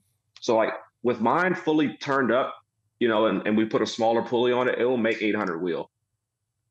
It's cool to say, like, when you hear about like he's doing an Escalade and it makes that much power and it's got that, you're like, oh, that'd be a pretty cool sleeper until you hear it. Yeah. And like there's no sleeper. No, it's not at all. It's silly because it's got Corsa exhaust on it and it's got Cook's long tubes, so it's loud. What like, made it's you really loud. build? I mean, you're a single dude, right? No kids. Yeah, no kids. What makes you decide? There's a lot of others like a vet. Guys would be building like a C7. I wanted a vet, man. But honestly, I don't know. It's just kind of like that, I think it was rap music. I'm gonna blame it on rap music. Blame it on Luda. I remember on the top of my Escalade. With when BET still had 106 & Park, and that's when like when a new single came out, there had to be a music video, and that's the only place you could watch it was 106 & Park. And I remember when I was younger, me and my brother were watching it one time, and I remember watching I Can't Deny It by Fabulous and Nate Dogg. And he was riding around, and he had the Sixers jersey on. He was riding around in an early gen Escalade. And I don't know, I just kind of always liked Escalade since then, man. And I get it. Yeah, and so that's when I was like, and then with the body style that I got the last of the GMT 900s, the NNBS body style. It was a 2014. I didn't want a short one because with the third row in, you had literally like this much room between the third row and the tailgate. So I was like, I got to get the ESV so you can put luggage behind the third row. Again, being a single dude, why do I need a 23-foot long Escalade? All right, what's the best story you dusting somebody in that thing then? So I pulled up next to a guy local, and this was when I was still on the stock 6.2, and he pulled up in a Tahoe, and the Tahoe, ironically, was another big body SUV. It was the same generation, and his Tahoe was chopping too. And I was like, okay. You don't run into I was like, all right, well, I was like, this is weird. Like two big body SUVs that are like chopping it up. And I'm like, all right. So the light turns green, and we kind of just rolled into it. And I realized he was kind of about it. And so I just laid into it, and I walked him. And so we pulled over into this gas or to this church or whatever. And ironically, I knew the dude, but I didn't recognize him at the time. He had a 427 all motor in that Tahoe, and it was a short body Tahoe. So he had a weight advantage on me, but I had the torque from the blower. And he was like, bro, what the heck? I have never had anybody walk me in this Tahoe. And I was like, well, that's that supercharger for you, I guess. I don't know. I mean, each one of you guys must have been like kind of shocked. You're saying to yourself, like, well, shit, I should have blown this dude's doors off, and he's hanging with me. And he's looking at he's like, how the fuck did this guy just walk me? Yeah, exactly. It was the weirdest race you could ever imagine, because, you don't think two full-size SUVs pulling up to a light cammed out, we're going to race each other. And, but no, my guy that built the motor down in Texas, I think he raced a cammed crew cab Silverado on the highway from a roll and walked away from them. It's just imagine a 6,300 pound SUV on 24s walking away from anything. It's kind of crazy. Dude, that's insane. I mean, you think about that, like Cadillac coming out with that. Everybody's griping about like emissions and EV cars, and we're not building cool stuff anymore. And then Cadillac comes out with a massive SUV that would completely blow the doors off like a Hemi Cuda, right, from back in the day. Yeah, yeah. I mean, that 100%. thing's even crushing probably like Hellcats, right? I mean, it runs like mid 12 quarter miles or something. It does 0 to 60 in 4.4 seconds. The new V. Oh shit! And over 6,000 pounds. I didn't realize. What is it like a LT5? It's an LT4. It's a LT4. LT5 682 horsepower. Okay. No, it's still LT4 blower. It's just literally a ZL1. They just added like 20 more horsepower, so it's 682 horsepower instead of 650. So I'm still a contender then when power to weight ratio in the Legend truck. Yeah. With that LT4. Yeah. Because you'd have to race it in 4-wheel drive. You'd have to put it in 4-wheel drive. Oh, because that all-wheel drive. I'd whole shot on that thing like fucking John Force. I'm coming out of the hole. You're talking about Cadillac doing that. They offset it with bringing back the Hummer and making it EV. That was the thing that they always got the shit about, was having, I can't believe, Americans would have such a big gas burning car. Nobody needs a car. So they wow you. It's smoke and mirrors. They're like, well, we're bringing back the Hummer, but it's EV. We care about the environment. And then just like, oh yeah, we got this like Cadillac. It's huge and it's fucking fast. You care about the environment now, but the Hummer for the past like 20 years is just it's making up for exactly. a little bit. Yeah, I think it's funny because obviously GM it's been kind of it seems like the face of the joke in terms of like trying to push the EV thing and whatnot. But Cadillac always seems to be the brand that just pops out of nowhere with like the craziest thing. Yeah.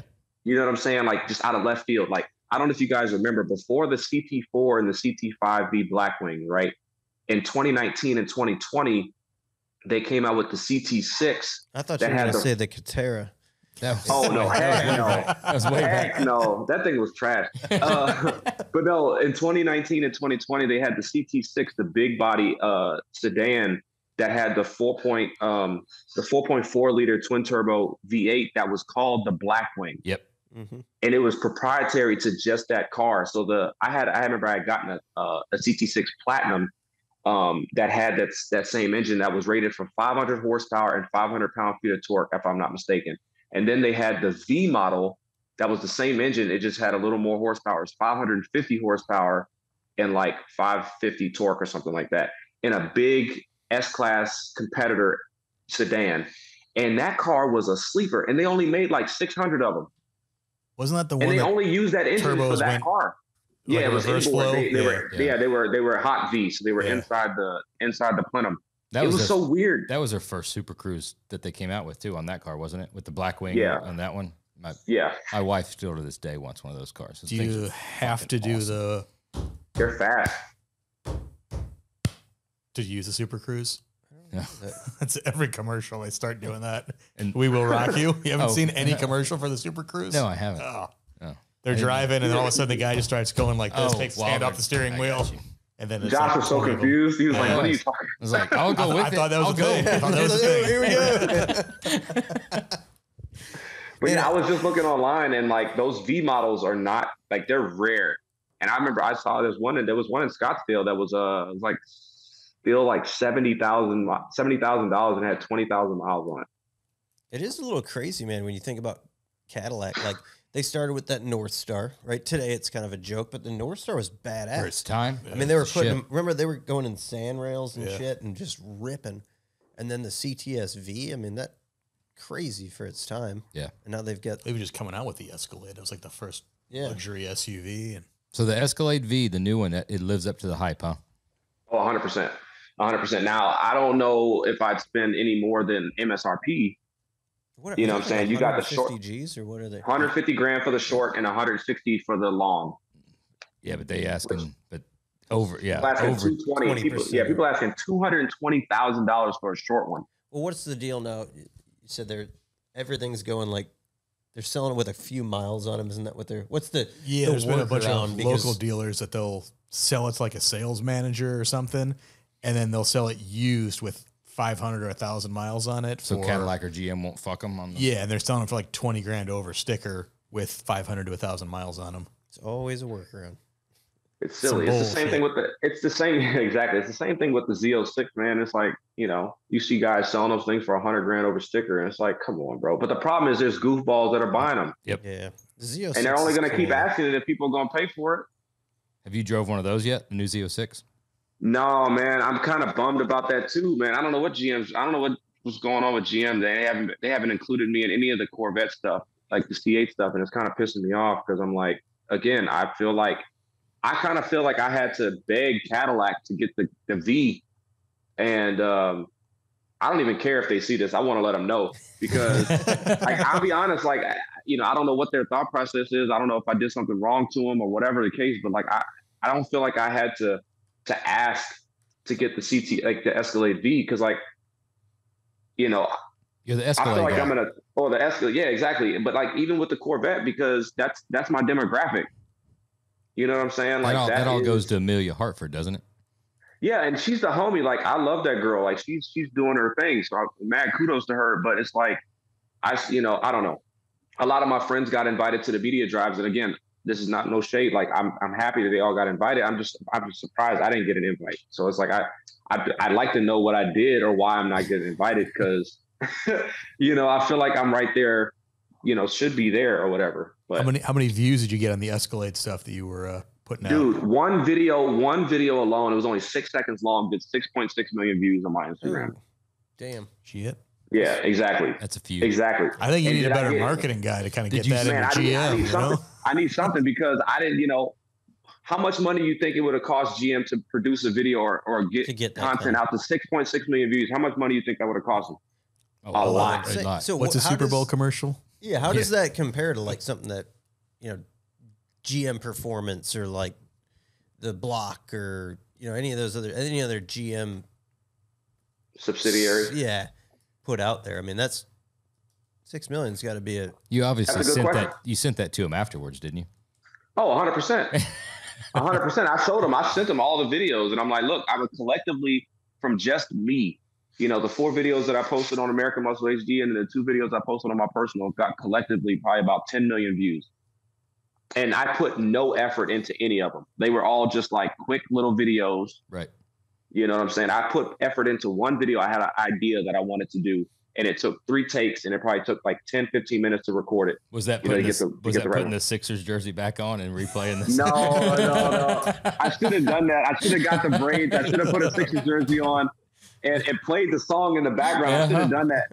But no, it was. Hey, I'm just here for the ideas, man. Don't worry. Hey, you're right. Hey, listen, I'll do that in mind. How about that? But no, it was a little Troy appearance on the next Impala release.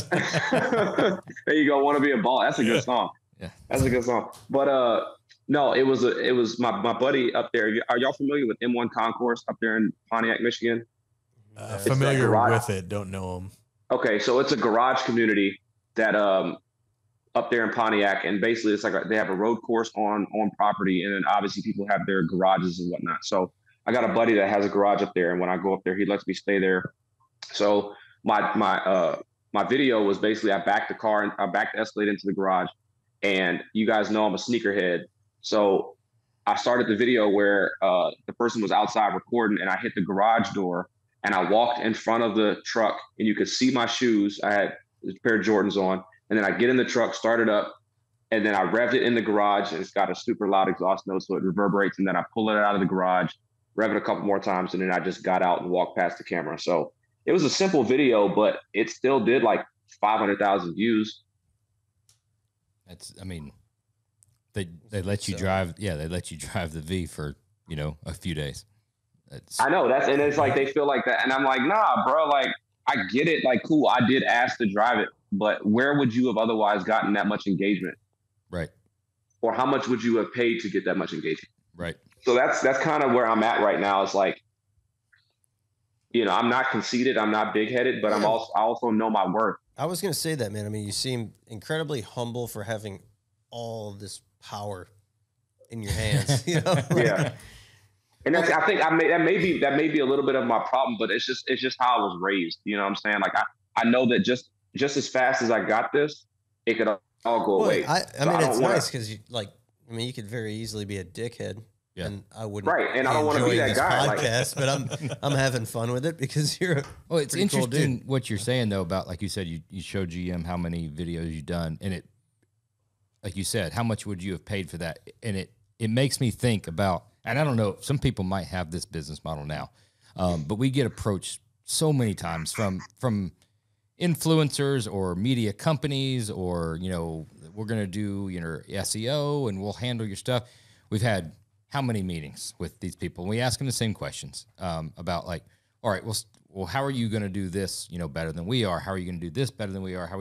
And most of the time it's like, not good answers. Yeah, Dr. Dre asking us to promote his headphones last week. We're like, No, I meant like companies wanting to come to us and handle our social media. Okay, gotcha. Yeah. So really? Right. Yeah. No, I'm just fucking around. I was like, dang. I'm just trying to put myself on your level. I want to get I was like, that's sick, dude. Holy crap. But after you had the performance with that Escalade video, that's a new way of looking at it. Like, dude, give me the shot. Let me do these. Let me put you the metrics after the fact, right? Yeah. And then you either hit the goal and you like it and you pay me, or you don't. Right? Yeah. Versus coming to be like, hey, pay me X amount of dollars. I'm going to put this post on there. Once you're paid, right? Yeah. And whatever happens. You're either going to put, I guarantee, human nature is human nature. You're paid. You're going to do a good job because you want to continue, but you're also probably going to put a little bit different effort into it versus getting paid on the backside on what it performs. I don't know if anybody ever does it that way, but no, and the only problem I see with that is that social media is very unpredictable. Like you could do what you're gonna do and expect a certain result, and it just may not do it because the algorithm's not in your favor that day. You know what I'm saying? Like I couldn't tell you that the content that I created was gonna do what it did. I think the reason it did that is because the vehicle was brand new.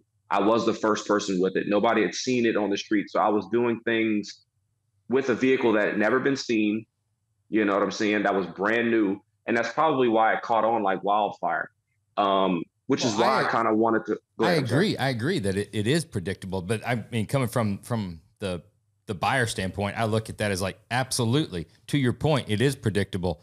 So why should I pay you what maybe is going to happen on the front side?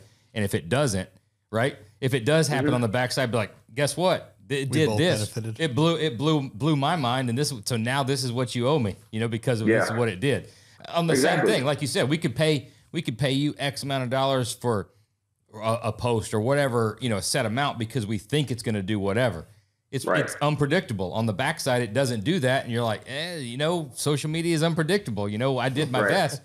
We go back and forth, but we're kind of fucking algorithm, man. Yeah, it is the algorithm. It is the algorithm, yeah. But I mean, to your credit or your point, I would look at that as like, hey, it overperformed what we thought it was going to do. So, where's it? Pay me my money. Under promise, over deliver. Right. Yeah, exactly. Yeah, it's honestly it's wild, man, and that's one of the things that I've been trying to figure out, because it's like, I know that these agencies, it's not usually the manufacturers, right? They hire these agencies to handle the promotion and the marketing of a product, and they'll reach out to these, and it's ironic because they'll reach out to celebrities, right, to be the face of the marketing aspect of a vehicle. And it's like, okay, cool. But it's like, do they have a real tie to the brand, right? They're just a celebrity that you just slap the name to the brand just as a face. But it's like, do they have any credibility to the product? As opposed to me, I'm not necessarily somebody in the world, but I'm somebody in the automotive space, right? And people that, like, again, I had an Escalade V before an Escalade V. So who else would it be better to use than somebody that people would correlate the vehicle to? You know what I'm saying? Right. And that's just, who am I? But that's just my mentality with it all, right? Oh, we see that shit all the time about you looking at like what you would think would be a very simple decision, and it goes over the head of some important people in marketing companies and stuff like that. And you're like, why didn't you do this? This right here would have worked. Or get this guy. Or that guy that you're paying is the wrong guy. Because they're not in the you're not in the mix. They're not in it. They put Matthew McConaughey in all the Lincolns, right? The fucking commercials are awesome. I mean, he's a phenomenal actor, super cool dude. It led me, because they had some cool stuff going on. For my wife was looking for a SUV. We like test drove the Aviator. Yep. It sucked. It's a huge piece of shit. Right? So we're probably not getting a Lincoln sponsorship No Lincoln here. sponsorship back here. Yeah, and that's fine, dude. That's fine. Yeah, Lincoln's not going to be putting any like supercharged LTs in anything anytime soon. But Right. I wouldn't think so. yeah, they Maybe a supercharged they had a great guy endorsing it, And it made you because they had the right ad, the right person. It had the right hip flair to it. Right. I get you. But I mean, I've seen, and I have screenshots, I have documentation to show you guys, like with my reviews. I've had people DM me and tell me that they bought a vehicle based off of my reviews. I had reviewed a High Country Tahoe, I believe, a Denali Yukon, and an Escalade. They're like a stock one, a regular one. And I had a guy DM me and he said, me and my wife watched all three of your reviews and we bought a Yukon XLT based off of your reviews. I'm like, these people went and bought a $70,000 vehicle. They granted, they probably made their own decision, but they went and they took what I had to say as a part of their buying decision and bought a $70,000+ vehicle based off of what I had to say. That's crazy. Yeah. but That's crazy. It's probably a more genuine review, Right. Yeah. I'm not trying to hype things up. I just show it as I like it. You know what I'm saying? I'm not going to give you the real detailed specs like Motor Week. I'm just going to tell you, like, hey, these are the things that I like. This is what I'm going to show you. What's the worst car you've reviewed? Dang, that's a good question. Worst car? Oh man, I try not to get bad cars for that very reason. Ooh, so close. I think it was a mistake because I asked for a Hyundai Elantra N, the N line. Yeah. Or not the N line, but the N, the performance one. Yes. And they gave me an N line, like the N dash line. And it was like the wannabe N. Like it had the fascia kind of and like stuff like that. The But sporty, it had the sporty cool aspects, but it wasn't the engine from the N and all that kind of stuff. So that one was really bland. So that probably was the worst vehicle I'd ever reviewed. Like reviewing a rental car. Yeah. That's exactly what it was. We can do some good rental car reviews. I was like, it's practical. Just a That's all few key features. I was like, that's literally all I could say. I was like, it's practical, it's affordable, it's economical. That's all I got for you. There's no wow factor here. But the coolest vehicle I reviewed was a Mercedes AMG GTR. Oh, Which is the GTR? it's The the long nose coupe. yeah. Wings? I was just looking With at it doesn't have gull wings. It's just not gull regular wings. door, but the long nose and the Okay. back end set back. All right. I was just looking at the one before the truck went. That black and green one went across at Barrett Jackson. I was just sitting there looking at him like, man, that's a cool. Yes. Cool sure. I've always been on the Sure. fence on that one. I feel like the price point, like there's a lot of other stuff I would buy before that. I don't know, man. Like it's sitting at that. I think retail they're like 270. But man, I tell you, that's a heck of a car because it's a touring car. Like you can get in and drive that car across country. Like it's that comfortable. But it's a track monster too, because it's got like 355, Pilot Sport 2s on it. It's a front mid-engine twin turbo V8 that makes almost 700 horsepower. Like, is rowdy. Nice little daily, huh? Yeah. Oh yeah, 100%. I scared my mom, my grandmother, and my dad in that car. It was awesome. It was awesome. So now we come to the time of the night where we ask the standard questions.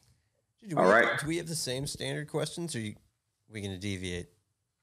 Well, throw a wild card in there, Josh. You want me to throw a wild card? Yeah, throw something in You there. have a wild card? I don't. Okay. But you're like quick. Off the cuff. I got one. I got one too. Oh, you got one? Yeah. All right. Because he mentioned his sneakerhead. Okay. Yeah. And I'm still starting it off. I'm sitting over here staring at these fucking neon vans. Oh, these suckers, huh? Oh, I got a pair of shoes these things for you are right these here are too. That I worn can show out y'all. too. I got a fresh pair of these. You got another pair. Well, we we didn't give you enough shit that you went out and bought another Jeremy, one. just to preface this, and they can continue. Jeremy Gerber, I don't know if you know this or not. We're gonna tell it here on the air. He is 1/4 bass, like the fish. Yeah. So Like anything shiny sparkly shit. like I like anything neon that's things. glittery, sparkly, neon colors, Yeah. like he's attracted to it instantly, and he has to have it. And then, with that being said, I'm also like a child. I'm like a 7-year-old boy on the playground that I just destroy my shoes. Like it's 2 to 3 days. So I don't know what the fuck it is. I just ruin Anything like bright neon graffiti, like paint splash, like Well, now I know what to get you for Christmas. There you go. He's all about it. So what was your question about? That was it. What's your call on these things? Oh, what's your call on these Jeremy's guys? shoes? He's a Nike dude, man. He's a Jordan guy. I got Vans. I got a few pair of Vans, believe it or not. Do you? Yeah, I got Vans does some really dope collaborations. So I've got a Where's Waldo pair that's got, just like the Where's Waldo like pattern over it. I've got a pair of Black Panther. They did like a whole Marvel collection, so I did a Black Panther pair. You don't have a pair of DEF CON Vans, do you? I do not. Yeah. Josh, Neither Josh's do I. unicorn. I've been trying to find a pair of those for You years. need a pair of Moon Eyes. I feel like you need a pair of Moon Eyes Vans. Yeah, you do. You cuff those little tight jeans too with them. Cuff them The up. hipster joints. Oh, Let those- Did you get the ankles Jordan? show. Rocks. Glass house.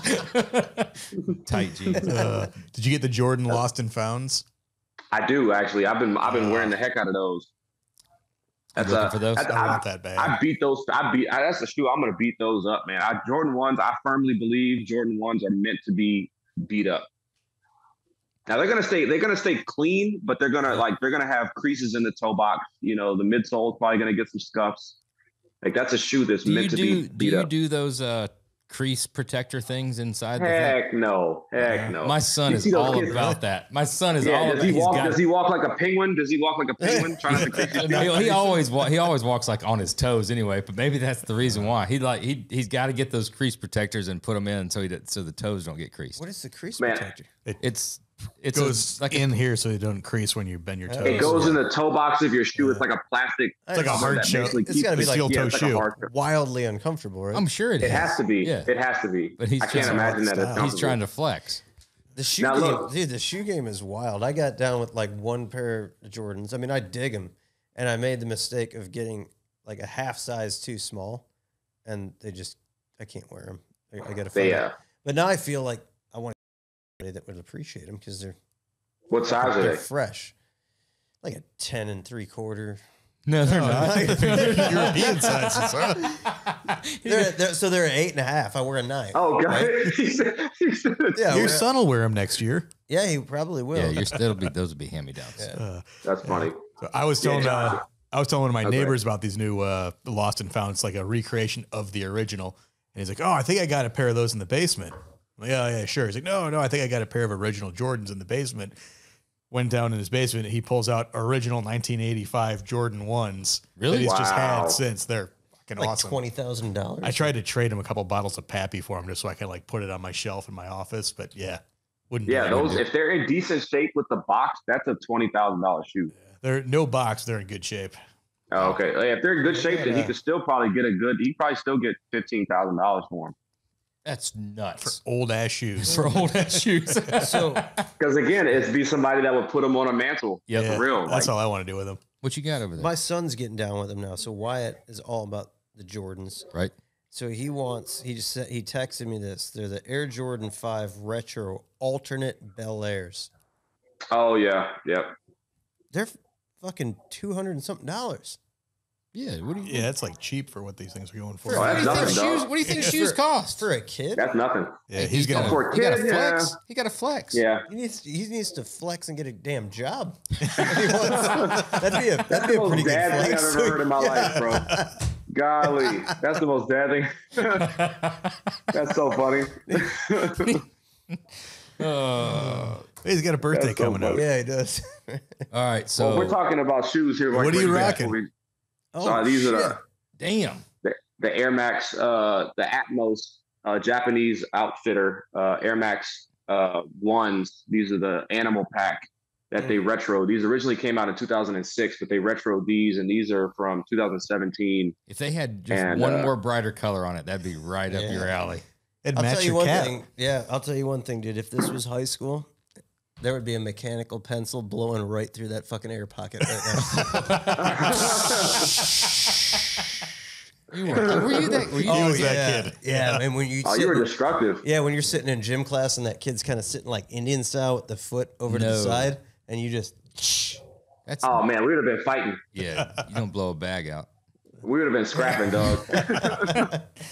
But you're right, dude. If there was a sliver of neon in those, I'd be right. Yeah, I could be all over that. That's so funny. I don't know if I could pull that off. What's the best piece of advice you've ever received?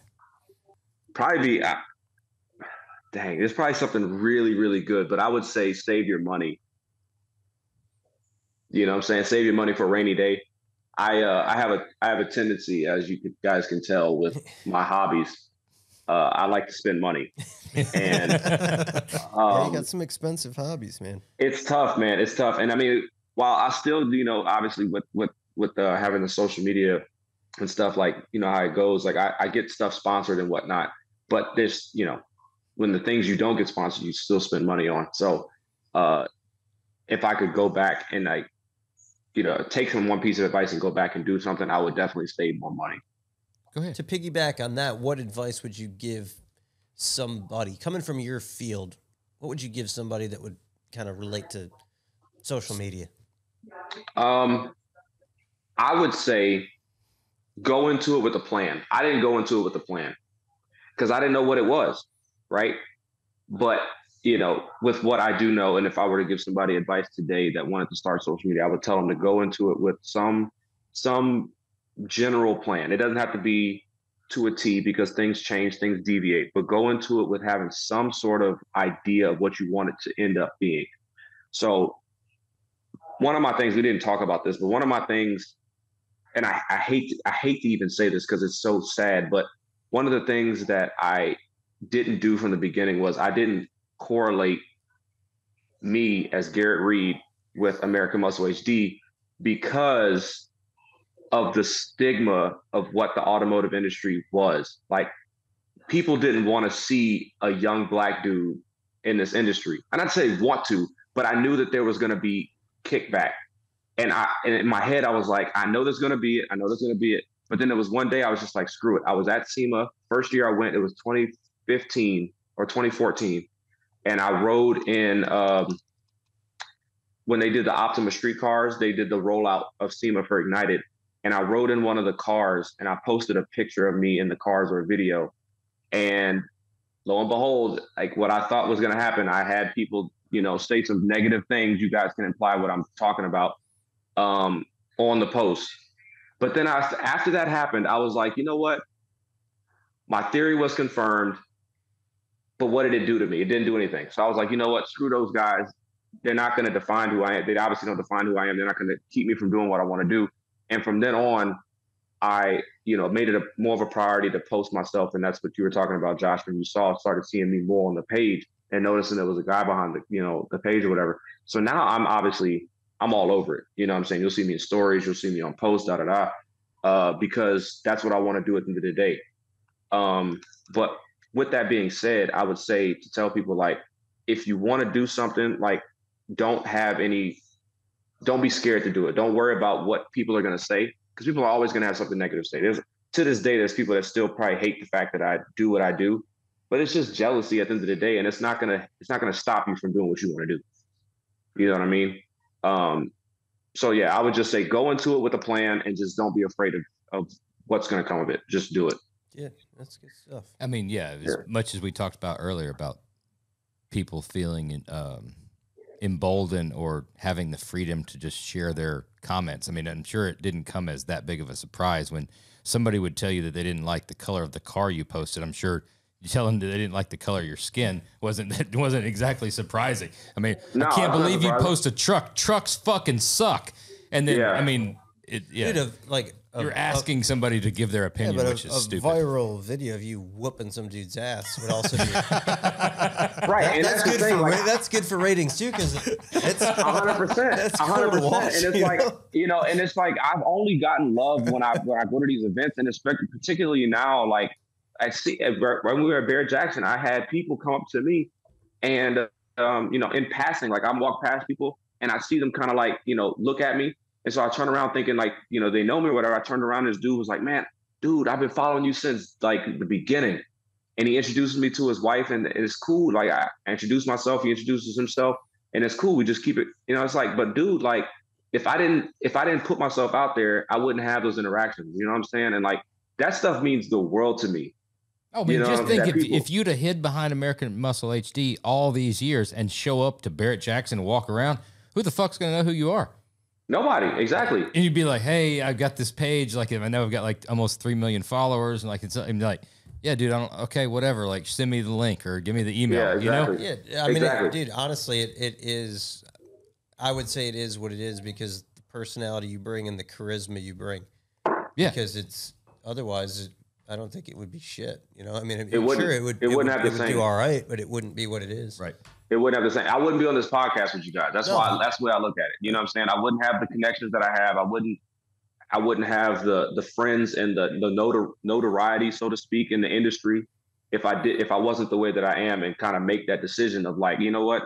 Forget what people are going to say. I'm going to do what I'm going to do. I'd be careful throwing around like this being on this podcast is like a positive. Yeah. Right? Or like that's not really a notch in your belt. It's questionable. Hey, whatever, man.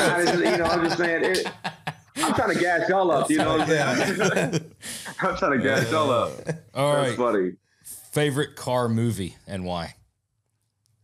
It honestly might be early Fast and Furious, like Too Fast, Too Furious. I think it might be Too Fast, Too Furious. That's the one with Torino, right? Is that the Too Fast, Too Furious was the one with Tyrese when Tyrese first came into it. So that was the one with the 69 Camaro, the Yenko, and the Challenger when they raced them. Remember they had the Lancer and the Eclipse Spider, and they raced the two guys for the cars, and they beat them. Yeah, I remember. Yeah, I'm gonna nod like I remember. Yeah. I honestly don't remember. Did they go to space in that one? No, that was the 9th one. That's why I didn't watch that one. I heard there was a Pontiac Fiero in that one. I was like, no, heck no. I watched that on the plane because there's nothing else. They jumped and go into space, and it's a franchise. I just pray. I pray that this last one, the 10th one, goes back to its roots. I pray. He's be like a prequel. That they go out with a bang. I like the original one, man. I mean, it was pretty. The original one was good. The Charger was cool. Yeah. Combing the streets of Woodfield looking for races afterwards. Yeah, hell yeah. Do y'all know RJ DeVera? Yeah, we had him on. We had him on as a guest.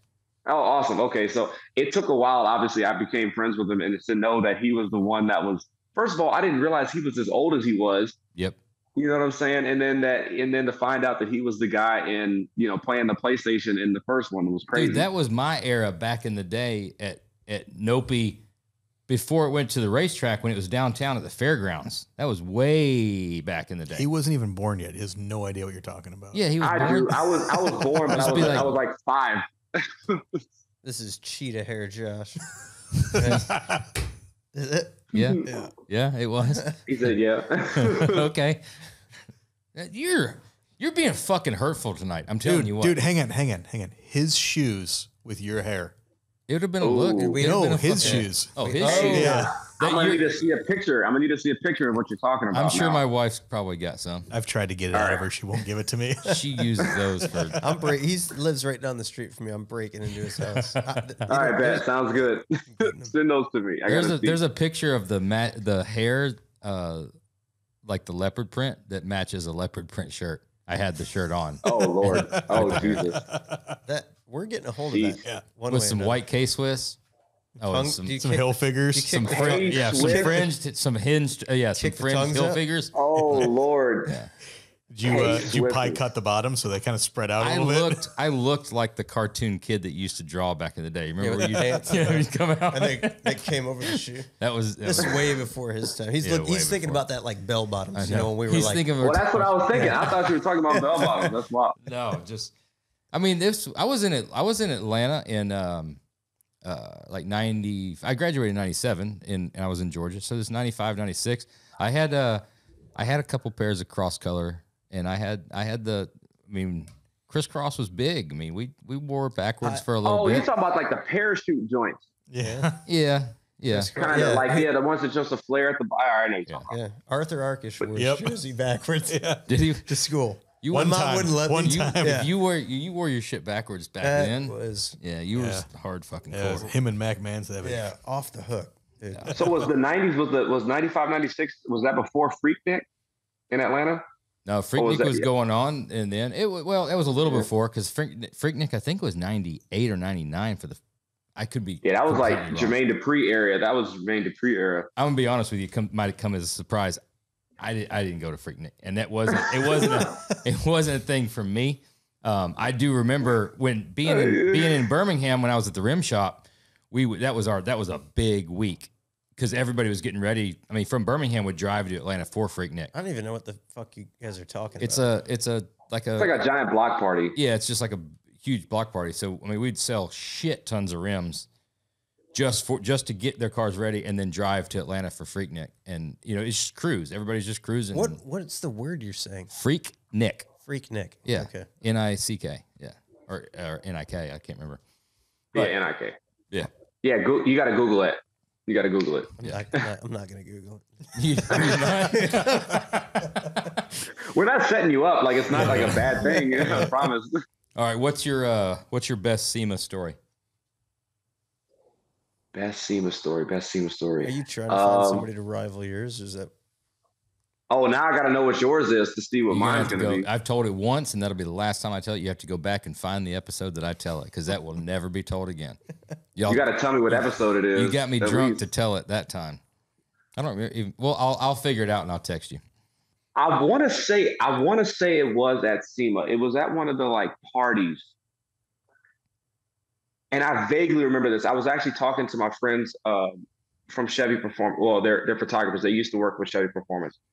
And there was a guy, and I may have been drunk when this happened. This is why I probably don't remember it too well. But there was a guy, an older white dude that came up to me, and I was talking to some people, and he was so calm. He was drunk off his behind too, but he came up to me and he said something so off the wall, like low-key racist.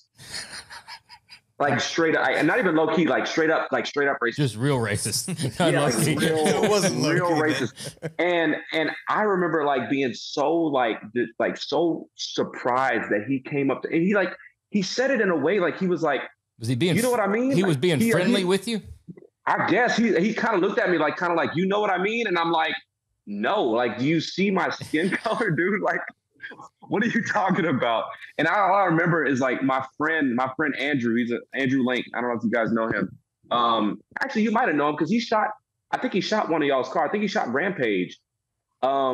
He's out of New York or whatever. Okay. But I remember he was like kind of in the background, and I remember he almost fought this dude for me because I was so distraught. Like, it's so funny. The few times that I've had encounters with people that have said some racist stuff around me or kind of snide, kind of slick comments, like my mind doesn't compute what happens in the moment, which is probably a good thing. You got to think about it. You get pissed off after the fact. Yeah. Afterwards, I'm like, oh, I'm like, bruh, come on. Did he say it like in a way that he was like a fat awkward white dude wanting to be cool.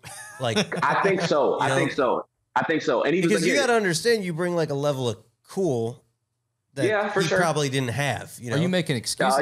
No, I'm asking. You're I'm just asking. saying If if he came in, if he was coming off as a fuckhead and he needed to be like, he tried to just like fit in or something like that. Yeah. That's probably what he was trying to do. But like, I looked at him and I was like, are you serious? Like, did you really just say that? And my homeboy, like, he legitimately was about to put this dude in a chokehold for me because I just was so stunned. I was just like, I didn't even know what to say.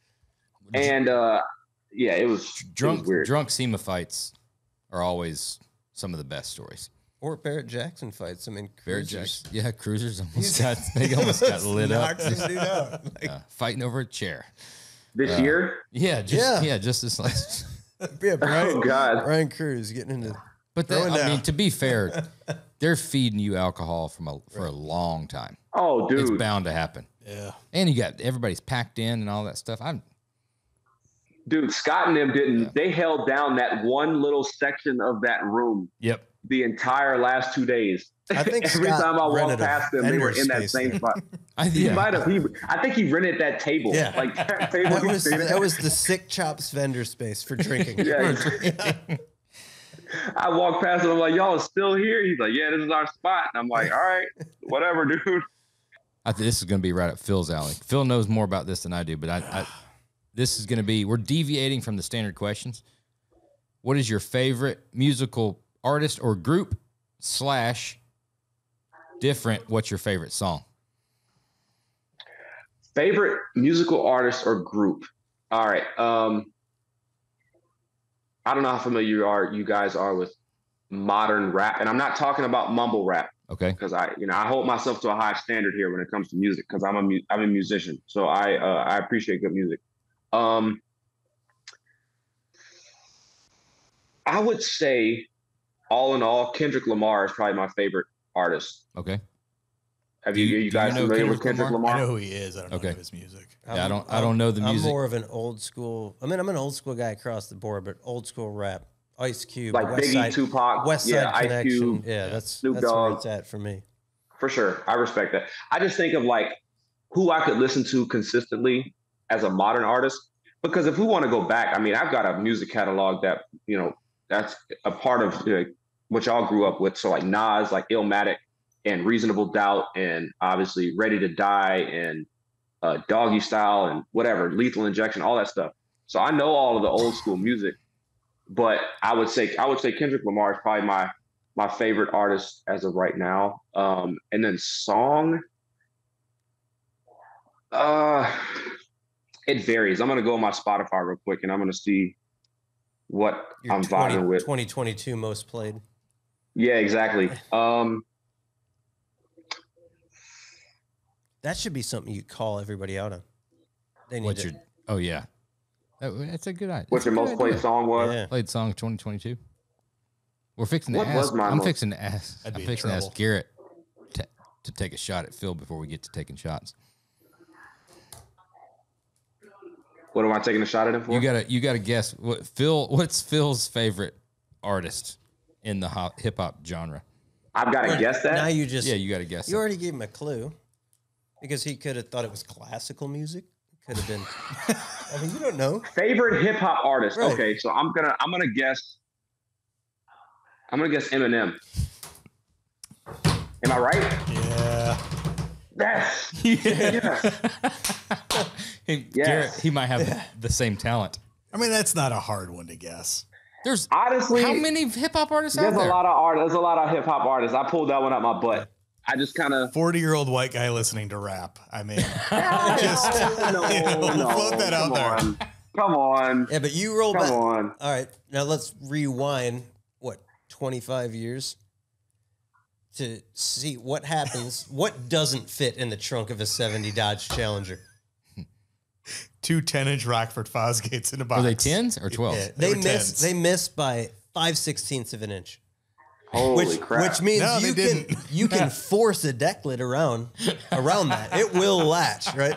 But it's not gonna flush out to the tops of the quarters like we would like it to today. But it also doesn't rattle because there's so much because there's pressure no on room it. for it to rattle. Oh man, dude, Did that thing? Did on it the beat? bottom of the trunk lid. yeah, Phil.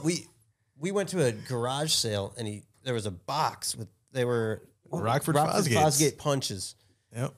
And we would go. I was the crabbiest fucking kid in the world in the morning. I'm not a morning person, right? You don't say. That it changed a lot. Yeah, right.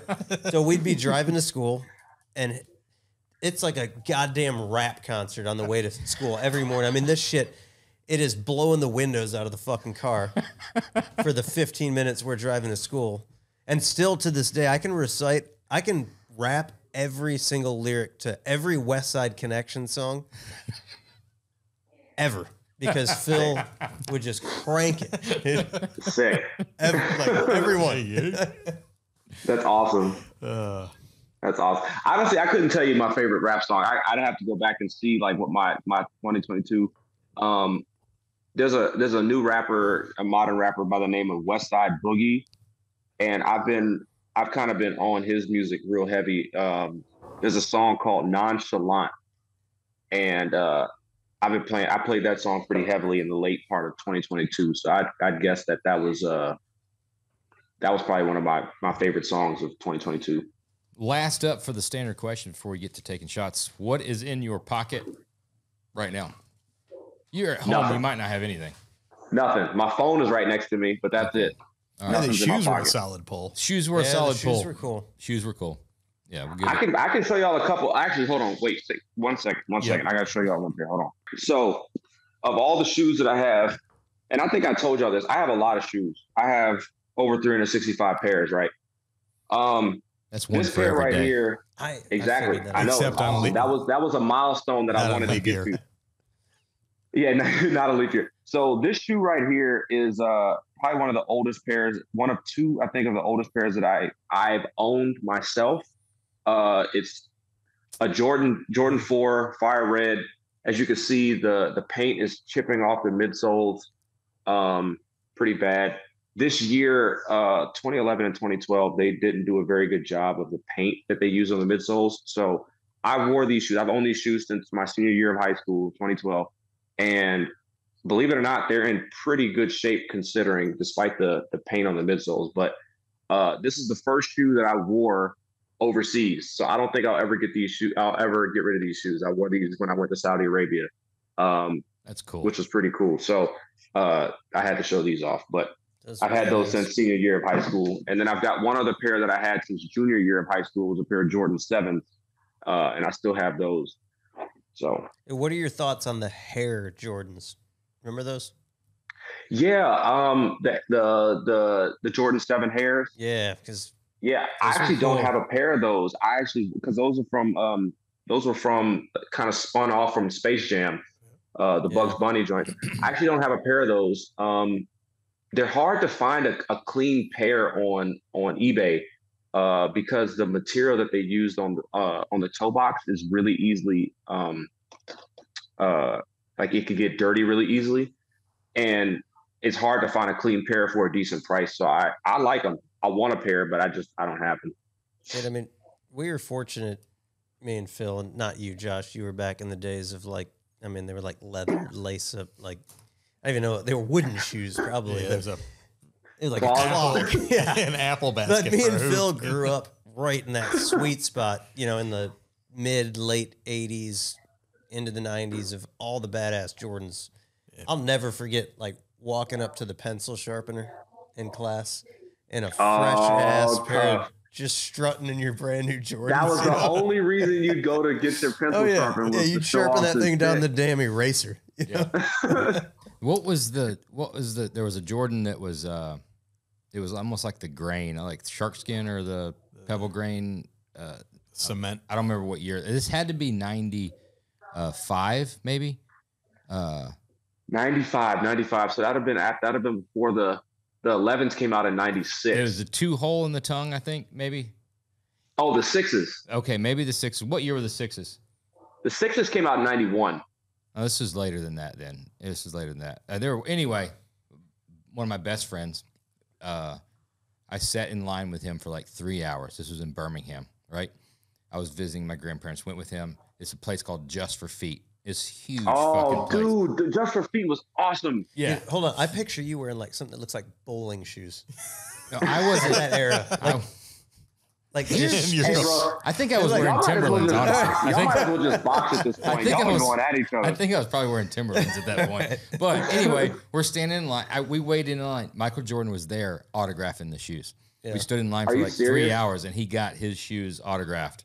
With the you had to buy a pair of Jordans and then get them autographed. Tell me he still has them. I have no idea. I haven't talked. It was Jeremy Johnson. That was his name. I haven't talked to him probably 20 years. Dang. But yeah, sat there and he got him autographed and the thing, and we were just like, "Wow, that's fucking awesome! Wear them, like we'll wear them and show everybody." damn. Yeah, for Could've- sure. could've And now he's retired off probably of regretting those. that. Oh, now yeah. he's probably regretting that. And you probably could have sold them joints for mad bread. Yeah. All right. Crazy. So now we go to a new segment we've been trying out. Sometimes it hits, sometimes it doesn't. Sometimes it makes it to All right. air, sometimes it doesn't. So this Okay. is called taking shots. All right. So All right. what we do is we do a little roast basically. So Okay. we're going to ask you some questions. You're going to take an answer. If we don't like right. the answer, we're going to give our version of the answer. Right. Right. And then you get to do the same thing to us. So we're going to ask you a question. We're going to start. This is a trial run right now. Right. Okay, for example, yeah. For example, what we're going to ask you is, what is your favorite guilty pleasure Netflix show? If you're gonna watch something on Netflix, is it just Netflix or is it any streaming service? 'Cause I can't remember. any streaming Okay. service that you would probably rather not anybody know that you're going to tell on the national podcast. That I wouldn't want to tell. Well, honestly, I don't watch too many of them, so I'm just going to say Law and Order SVU. Oh, Dung, dung. that's my wife's. That's my wife's shit there. And it's honestly all three of them. It's Law and Order SVU, and then Organized Crime, the new one with Stabler when he came back. Okay. All right. Yeah. So big Law and Order guy. All right. Yeah. That's just normal. There's nothing funny about that. So we've got to give our version. If we didn't hear that answer, Of the show. Okay. if we didn't hear that answer, what would we think he spent his time watching? Television show. I see. I feel like it's see. a decent cover up. I thought we were only doing cars, but we're doing. Yeah, we're doing everything. We're just changing stuff out. Okay. If you don't have anything, you don't have anything. Yeah, I don't know if I can predict TV shows. I mean, that's. We're talking through it. Man. I think him and you both have the same kind of guilty pleasure. You think And, so? Yeah, it's I forgot the name of it. All of the beauty pageants. On what? Toddlers and tiaras. That's what it Toddlers is. and Yeah. tiaras. It's a weird thing for us to be into. It was mostly a shot at you. But Okay. That's kind of weird. Yeah. That's real Yeah, weird. super well, weird. Josh grew up with a daughter. Maddox Right. did the Yeah, she did the pageant pageants. things. Yeah, my daughter was Right. big So into it's not, pageants. it's not like a weirdo thing. I like. yeah, I wasn't going that angle. Okay, that's yeah. We'll edit that whole part out. I'm not giving away. I'm not giving away what things that I like because it's if he turns it back around on us, I'm not gonna give any hints. But I would have assumed, and SVU is really a good one. Fuck, I don't really have anything as far as like entertainment show wise. Yeah, well, you brought it up, dude. Well, it was Okay, it was a question. It was already down here. written because down. I was prepared for the car thing. I thought this is a fucking podcast about cars. We build cars. I thought that's where you're going with it. And then you throw this curveball. We both have the same sheets Yeah, but of paper. you know I don't read anything. Okay. We had to bump this. All right. So we're gonna pivot this a little so bit. funny.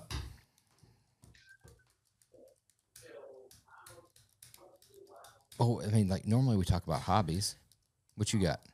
You got something? Yeah, I'm going back to the fucking cars. Go to it. then. Okay, so we know the vehicle that you currently drive. Usually we try to guess like the daily driver.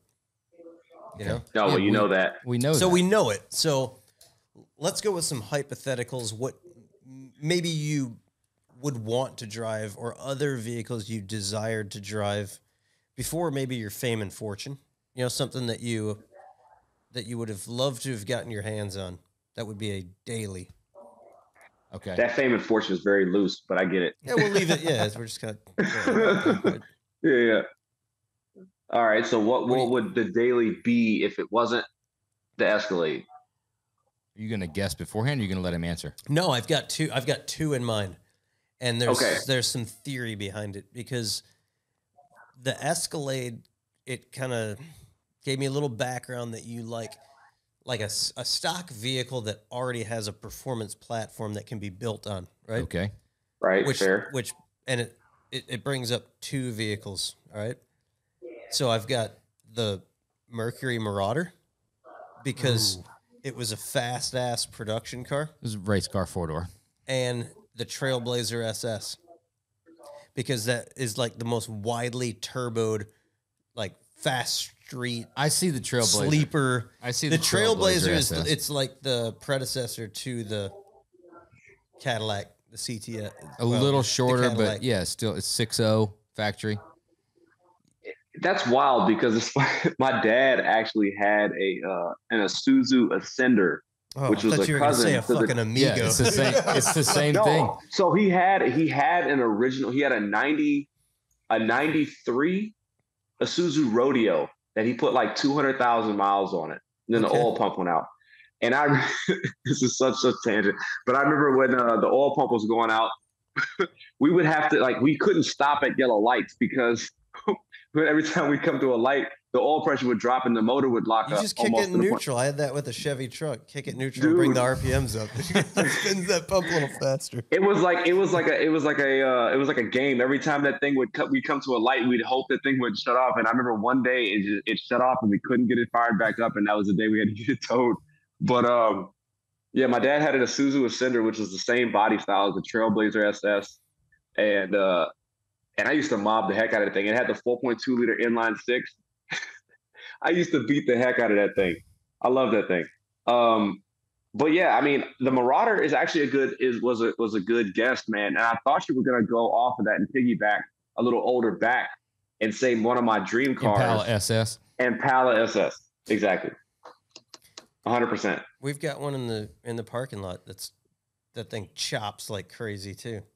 Is it a 96? No, that's the new. No. You're talking about Turtle.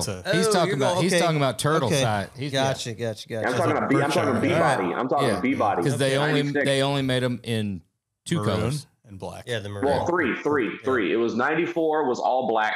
Yeah. 94 was just black, and it was column shift, and it was digital gauge cluster. 95 was the same thing, but they offered them in 95. I think you could get them in the gray. and the black. There was the gray, the greenish gray. Yeah, exactly. And then 96 was the column shift with the analog gauge, and you get them in dark cherry metallic, black, and whatever that green gray was. I think that vehicle was recalled because people were just falling asleep at the wheel. It's the most comfortable thing. It's a couch. Yeah, I was like sleeping on it. It was driving a couch. Oh my God. Those seats are ridiculous. Yeah, we had a buddy that had one. Do you remember that down the highway when you floored it? Just a slight delay. And the 2-speed downshift. I don't remember that. I mean, it was 700 R4. Yeah, it just hit. It's a TV cable. Yeah. A lot of adjustment. Yeah. That good old OptiSpark LT1. Yeah. I gotta have one though. I gotta have one. Right, But I would do an LS3 swap and a 480 and call it a day. That's when we get regular. It's a once a month email. Do you About a build a chassis? chassis for? Impala SS. Yeah. That's a unibody car, right? No, it's a full frame car. Yeah. Is it really? Yeah. Oh boy. Well, there you go. We could do one. Potential product line. Well, there you go. When I get one, I'm gonna call you guys and I'll be like, I need a chassis for this thing. Absolutely. Wouldn't be I'll bet you get wouldn't be that bad. I'll bet you get some tire under that thing. Oh, for sure. Wide car. Yeah. For sure. I'll send the car up to you guys. You can scan it, do all the R&D.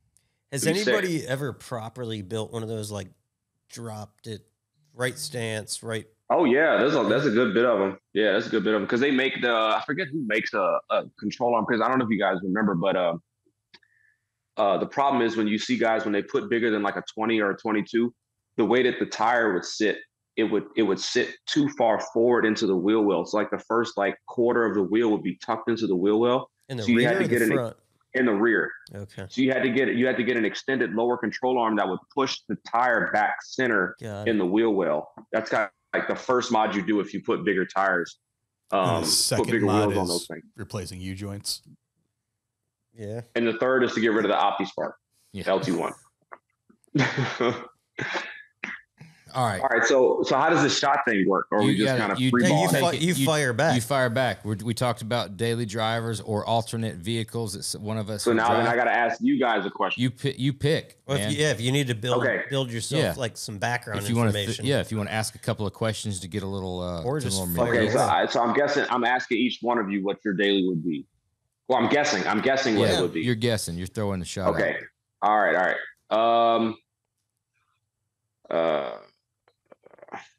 Trying to think of a lead-in kind of question to kind of get some information from you. Do you guys obviously prefer American vehicles over foreign as a daily driver? It doesn't really matter. It doesn't matter, but yeah, it is. To narrow it down on my end, it's an American vehicle. Okay. Not that I prefer it, but that's just what it is. Mine is not. Phil's is not. Mine is. Yeah. Right. Phil, I, for whatever reason, feel like you're a BMW 3 Series kind of guy. That's really fucking good. It's close. Real close. Pretty close. Real close. Okay. Yeah. How far off am I? In the same country. Yeah. Okay. Same country. Bring it up currently. Like there's only two other brands to choose from. So then I'm going to go with my favorite German brand, which is Mercedes. Off all the other direction. Dude, you veered left when you should have gone right. Yeah. Dang it. It was an Audi. Dang. Yeah. That's crazy. He's close though. You crazy. looked I wanted an M3, but you couldn't find him anywhere. Yeah, so. He looked heavy on the like an E92, the V8 one. Yeah, or the new one's pretty badass with the fucking the F90s or whatever. Yeah. Yeah. So what do you daily? It's a 06 A4 pearl white. Yeah. Two-tone. Is it a manual? Yeah. He's rocking the. It's actually pretty badass. The shooting brake, the fucking wagon. Oh, it's a wagon. Yep. Sick. It's shaggin' wagon. Chicks dig That's it. the most Midwest thing you could ever do. Is have an all-wheel drive wagon. That's sick. I love it. Okay. All right. So he got real close. Yeah. I did get close. I got in the German realm. Okay. He picked favorite artist. Yeah, he nailed. He got real close. Favorite to the artist. I feel Phil's like gonna be predictable. Yeah. Like Tim Strange, fucking got the frat punched boy. his ticket too. Tim Strange guessed it too. Tim Strange guessed that he was a frat boy. Oh. I get. Well, I can kind of see it. I guess. I don't know. That's funny. Tim Strange is hilarious. That dude is so funny. You know, a quick little Tim Strange story. He gave me crap about wearing joggers, like sweatpants joggers. He said any person that leaves the house in sweatpants is giving up on life. I said, sir, you just don't know what comfortability is. Yeah, I don't disagree with him on that. Yeah, but Tim's still wearing like pleated gerbots. You know, there's a difference between sweatpants and joggers. Yeah. Completely different. There's a complete difference. Do you want to tell him about the sweatpants situation here, Josh? At all? You want to talk about that? Absolutely not. Why would that was the most horrible thing we could ever talk about? What? I don't know. Maybe I'm thinking of something different. Go ahead. Talk about the sweatpants situation here. Oh, I mean, I consider what you've worn to the shop to be sweatpants, which I believe that I made it very clear. Like, I don't have a lot of very, like, firm rules and regulations here. Yeah, nor is he judgmental, especially towards you. But not wearing sweatpants to work, it is. I mean, joggers are different, all right? I get it. I've got some joggers. When have I wore sweatpants? Dude, you walked the line on Saturdays. You've shown up in what I would consider joggers. Possibly sweatpants. Incorrect. They're joggers. They were bought as joggers. I come here after the gym on Saturdays. I specifically change during the week. There's other people that wear sweatpants. Who? Sweatpants. Oh, sweatpants. Wear sweatpants. There's a guy nicknamed Sweatpants. That's where I thought you were. That's absolutely right. That's hilarious. But, dude, I'm with you. I mean, the joggers, it took me a while to come around to the joggers. But that's comfortable. Bro, they are comfortable, dog. I mean, that's what I'm wearing right now. They're sweatpants, but they got the cuff bottom that are basically make them a jogger. Now, I don't know how people wear sweatpants that just have like the flowed open bottom. That's weird. Yeah. Our big problem here, and I'm sure it's everywhere, is at the schools, is the fucking pajama pants. Oh yeah, that's what's the problem. That's something that's like something that shouldn't a flannel pajama pant. Yeah, that's like Ice Cube and Friday.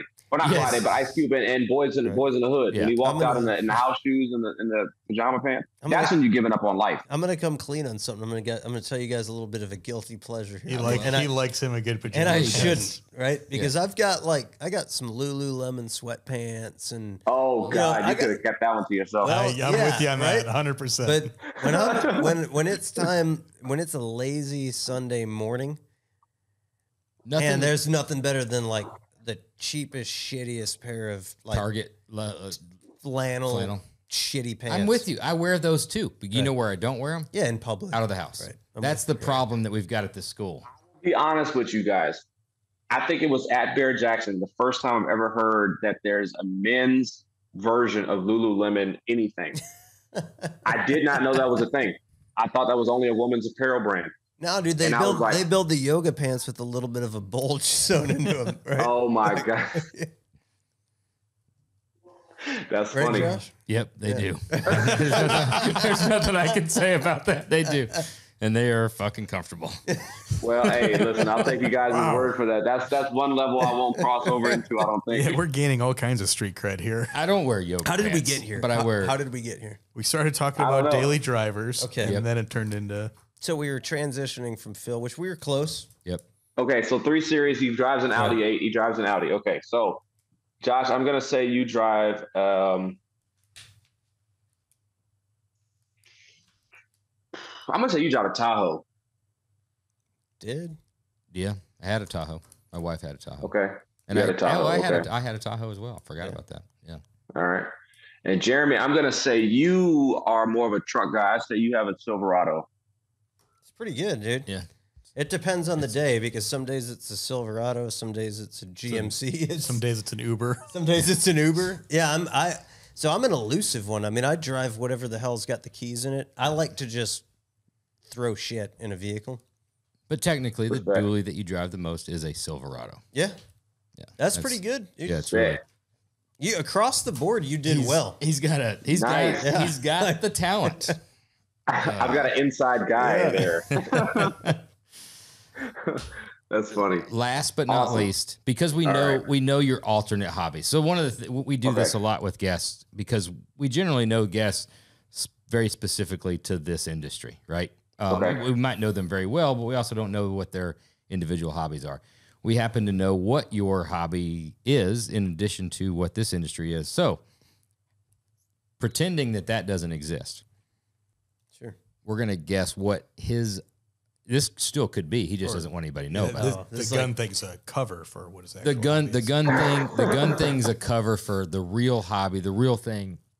I'm gonna go. I got one. I'm going with this. I think this may be not a full hobby, but just to get a win, I think that you personally have sat down with a little bit of downtime. You have built a model car in the last 24 months. I don't have the patience. Damn. I took a shot. I don't have the patience, bro. I honestly do not have the patience. I remember back in high school, I tried to do a model from scratch. Like I did the painting everything, and bro, I about blew my brains out. I couldn't do it. It was too tedious. Hey, every now and then. But I respect. I would love to be that guy. That's my dad. My dad is more of that meticulous. I can't do it. I took a shot. Sometimes you miss. Yeah, you did. You got something? I've been bouncing around. I had the one that I thought was funny, and then I got the one that I think could possibly actually be. So throw both of them out there. I'm down. All right. So the funny one, I'm thinking to myself, I'm like, he's into all this old school stuff. Like he digs the old shoes, and he's into that '90s era stuff. So he's probably got like a Pogs collection. Pogs? Yeah, Pogs. I don't know what Pogs are. It was. I don't know what is that. I know what the acronym stands for. Very small. But I don't think that's what you mean. Very small window. He's thinking something different website. Right. No. I'm thinking of something All right, listen. Very small. POG. very small window that the Pogs were popular. They would come. They were like these little round discs. Okay. Like basically coins, like cardboard coins. Did they fly or jump? No, you would stack. You'd get together with your buddies. They would come in like a baseball card type thing. Okay. And then you would have a slammer, they called it. Okay. The slammer Okay. was like, if you had a badass slammer, that thing was like 1/4 inch thick. And you would stack up your Pogs, and you just... Do you know the Pog thing? I do. It was, dude, it's it was coming back to me Oh, now. no, but- yeah, I don't know what that is. Such a small era, right? Okay. It was, I think it was Okay. like a 6-month period that they were popular. Okay. I gotta Google that now. Disappeared. That's my homework. I gotta do. Yeah, Google it. But the thing All that right. I think is like could actually be, I think classic 90s Wheaties boxes. Like MJ, Rare, like there's a room in the basement, a closet, boxes. they're lined up and they're like the hologram, like I'm talking like the badass ones that are worth big bucks. It's some shit's coming around now. You're starting to get the juices flowing. I guarantee. I don't know the game that you used. Everybody, what was the fucking Pokemon game that people played on their phone? Like Tamagotchis. no, Pokemon, where they'd go and Like Game Boys. Pokemon Go. no on your cell phone, Pokemon Go, where you'd have to go Oh yeah. Yeah. I won't lie to you. I tried that when it first came out, and I was like, "This is stupid." and okay. Every now and then you just So- see like party. You're gonna glimmers. stand there. You're gonna tell me you don't have a single MJ Wheaties. I do box? not. God, I do not. I got like 4 Now of them. there's a Yeah. guy there's a guy that has a humongous Jordans collection. He has like over 1,300 pairs of Jordans Ooh. or something crazy like that. He's got like every single pair made or something stupid. He has all of the memorabilia. He has the Wheaties boxes. He has all that stuff. I never got into the memorabilia past shoes. damn, I was reaching on Yeah. that one. Yeah. It was close, and it was a good one. It was a good guess. It was a good guess. You got something? I think I got a good one. Okay. All right. So you're into collecting things. Mm-hmm. You're into having a lot of those things. You've got a good understanding of social media, but I think there's an alternate personality where in the basement you have a wall of terrariums that is just full of reptiles. And Wait, there's he's big on reptiles. Yep. There's a lot of like salamanders, Like rare geckos, and he's got a whole nother Instagram channel. nobody Yeah. knows about. He doesn't show his face in that one. Maybe he's got like a lizard mask or something that he puts on. That is the most random thing I've ever heard in my entire. I mean, you pulled out the shoes. There was no snake skin because, like, you know, you don't want to. I could see him being a snake guy. I could see him being a snake guy. It's a wicked boa I don't fuck constrictor. with snakes. Listen, I'm not gonna pull the race card here, but we talked about it before, dog. That is not a black people thing. I promise you that, right? I could not listen. Spiders, no. You know, lizards are cool and all that kind of stuff, but heck no, dog. I couldn't do it. I was couldn't worth the do it. shot. I had the vision. I don't Fucking know. salamander. I was seeing it there for a second. Oh man! Like a That's so guilty funny. little pleasure. Yeah. All right, so now yours. Go ahead. Well, I'll say what would have been hilarious if you would have said like you like to like free dive or something like that. It's like, you know, it's like throwing all the stereotypes of what black people don't do. I didn't go there when you first said it. Now I. All right, so we all took a shot. Everybody missed. What's that one like? Yeah. There's got What's the to be a hobby that's something you're Yeah, into that nobody knows about. That's not guns. I would say music. Okay. I would say music. I have now I don't actually possess the actual albums themselves, but I'm a huge jazz guy. Nice. And still that from my dad. Like we were in the car, it was either jazz or talk radio or sports is what we listened to.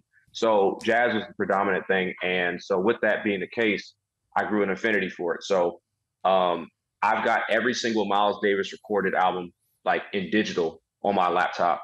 I got almost every project he's ever produced, even the live stuff.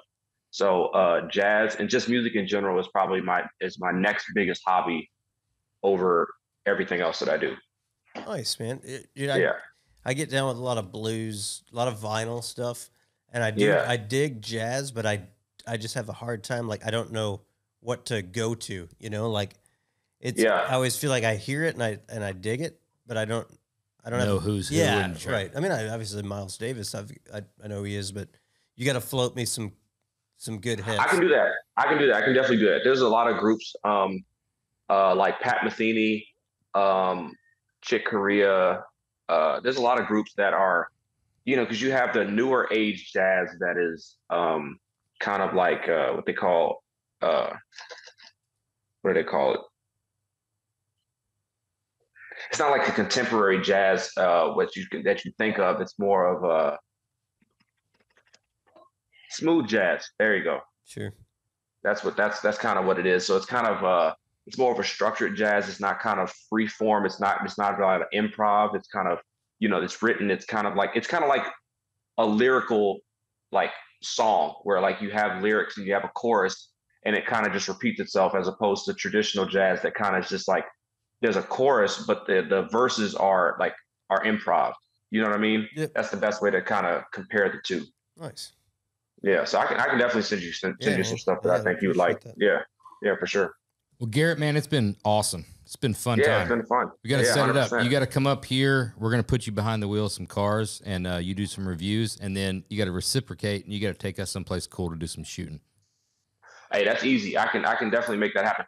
And next year, if we don't make it happen before this time next year, I think I told you about my guy that lives out there in Phoenix that has that shooting range underneath his house. Yep. And he's got that whole room of full autos. So if it doesn't happen before then, I will bring you guys there this time next year, and we will go shoot all the full autos. It'll be a great time. And you guys just let me know when y'all want me to come up there when the weather clears up, and we'll make some cool content. Hell Sounds good, dude. Man. Let's do it. It's been awesome, man. I appreciate it. Yeah, it's been great, man. I appreciate you guys, and we'll get together about that chassa for the G-body, because again, I need that. Let me know. We'll got you. Don't forget to feed those lizards. I'll feed them. I got you, bro. I got you. Right. Crickets or mealworms? Like, what's your go-to? Something like that. Yeah, mice or something for the snakes, right? Mice for the snakes. Yeah. Appreciate it. Yeah, thanks, dude. No problem, man. Y'all have a good night. You too, man. All right, peace. Bye. Big thanks again to Garrett Reed. Remember, you can catch up with him by checking out his Instagram pages at AmericanMuscleHD, and Garrett is the name. If you like us, hop down, leave a rating, a review, a thumbs up. Smash the like button. Comment down below. All those things. All of those things. Thanks again for everybody listening to Oil and Whiskey, an Ironclad original. We'll see you again next week.